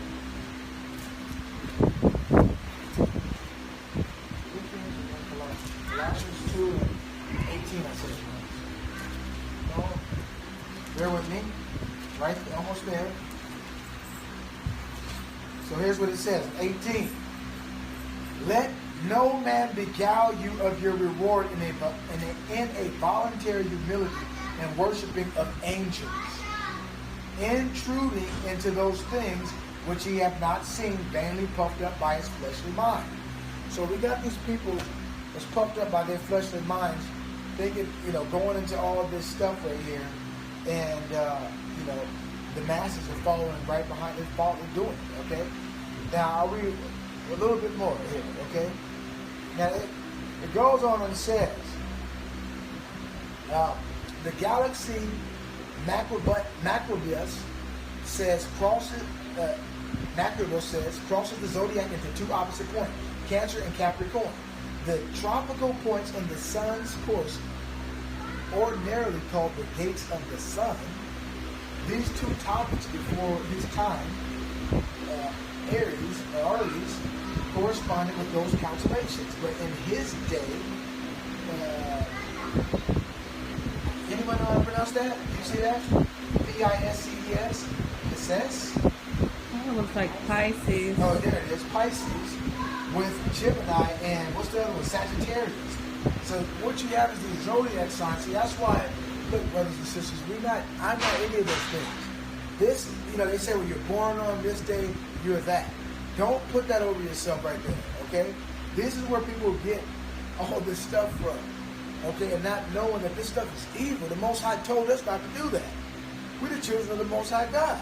we're not to be doing it. So if they want to dabble into this stuff, all right, to get hidden knowledge or whatever the case it is, you know, when the bricks fall on top of their head for dabbling into this, because this is divination and witchcraft, and the Bible says something out of which to live, okay? That means when Yeshua comes, all who practice these things, they're going to be destroyed. All right? So, let me just look at it's almost making me sick just looking at this stuff. Let's take a look at some of these pictures here. All right, so I don't want to go into too much of talking about the astrology and all this Masonic stuff. Probably just give the website so they can go to it. Well, I copied and pasted this. Tell them what I looked up. Now, here's Washington, the Washington Complex. Okay, let me see what this says.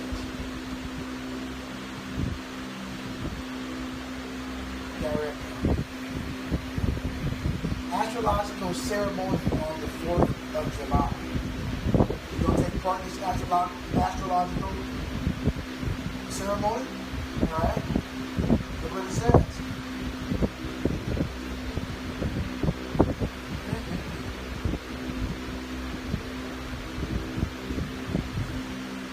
I'm going to be careful what I say here.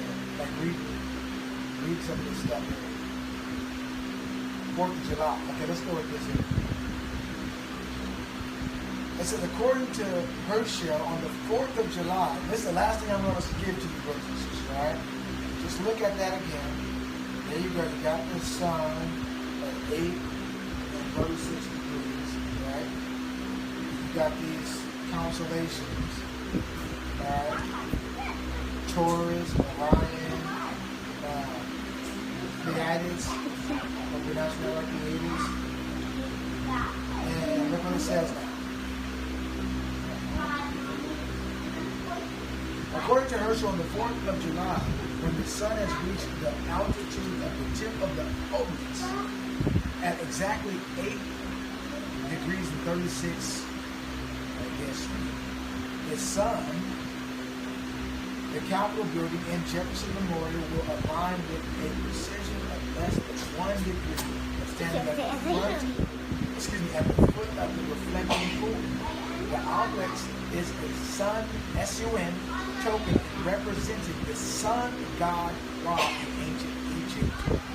Remember the place that gave you scriptures telling you that the place that we live in is spiritually Sodom and Egypt. That's where we are. So here you go. You see all the architectural buildings of ancient Egypt. Since the Egyptians worshipped the sacred river Nile, representing the Milky Way, the water causeway in front of the obelisk is highly symbolic. The water causeway at the Washington Memorial is called the reflecting pool. It served as a diffusing body of water that reflected the lights coming from the alignment of the stars and planets in the east. Okay, now what they're talking about with the star and planet. Here it is. In parentheses, the S-U-N, Sirius or Sirius, Taurus, and, if I'm pronouncing this right, Pleiades, to the Capitol building and the surrounding structures. It is also during this day the head of state and other framers of the government receive the cosmic energy emitted by these stars and planets. So when you begin to celebrate on this particular time too, you're giving your energy, you're paying homage to this. So even if no one makes to this point, and the Most High is telling us in these end times so that way more people can come to Him and not follow these things. And this may be of no significance to you. You may not care to want to know. But if you love the Most High and you say that you want to do what's pleasing to Him, this is important for you to know. All right? Let's see what else they got.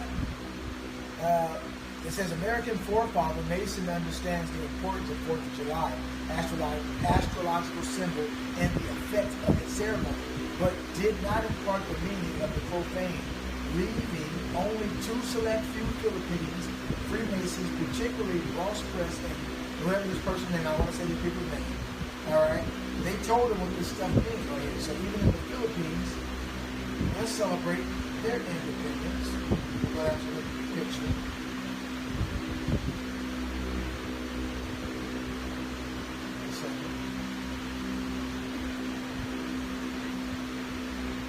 Hold on. All right, let's see what else we got. I mean, you can go more and more to these zodiac signs here. Just Google it, okay? Just Google the spiritual significance of 4th of July and the ceremonies and, you know, its origins. Yeah, because this is just going over Yeah, all this is people's going- signs and stuff. Yeah, it's going over all the signs and stuff, but there's something else that I wanted to say. You said that one paragraph was the last one. I know. There might be something else that's more. Okay. All right, I'll read this last thing right here. Listen. Looking at the eastern sky, I have noticed the under construction condominium Torrey Dave Molina. Okay, this is some condominiums in the Philippines. The controversial structure arising from the once famous whatever Jai Alad gaming building now blocking the cosmic rays of the rising sun, S-U-N, and the star Sirius during conjunction every July 4th of the year. These rays of light radiate the obelisks on the Rizal Monument, the same orientation as in Washington, D.C., Monument of America. Alright, so with the structure blocking the cosmic rays and the energy of enlightenment, chaos is imminent to attain order. That's what they say. This is the nature's law of the universe. Alright, however, so you see all these things happening out of chaos. This is how they're going to get order. So they're telling people that it's peace, but they really, all they want to do is have everyone at each other's neck. And meanwhile, they're scoping and weakening and taking out the people of the Most High. All right, because the promise was to you. The birthright was to us to live and rule forever. All right. So, last thing I'm going to say, what this is saying, however, they're still upright and enlightened. Well, I'm not saying that. This is what they say. However, there are still upright and enlightened Masons who will run this country in the future as imprinted on their fate of destiny. Okay, that's what they say. Still, you know, we hope in the Most High. We hope in the shine. So that's what I want to say about that. That's the last thing I want to bring out about that, brothers and sisters. I know it was long. I can be long-winded, but that's a lot of information, and you know, that's the nail in the coffin. I hope that, you know, that you've seen enough and that you be convinced enough. And don't take my word for it. Don't just believe me because I'm saying it, but seek for yourself, because, you know, you need to study to show yourself approved to the Most High. With that, brothers and sisters, I'm going to say stay strong, all right? Keep standing on the Most High's word and His promises and claim victory, all right? And know that whatever you ask the Most High according to His will and His purpose, He will grant it to you if you only but believe in the Most High, in Christ, as the Scriptures are saying. So with that, I will say blessings, shalom, salah, amarah.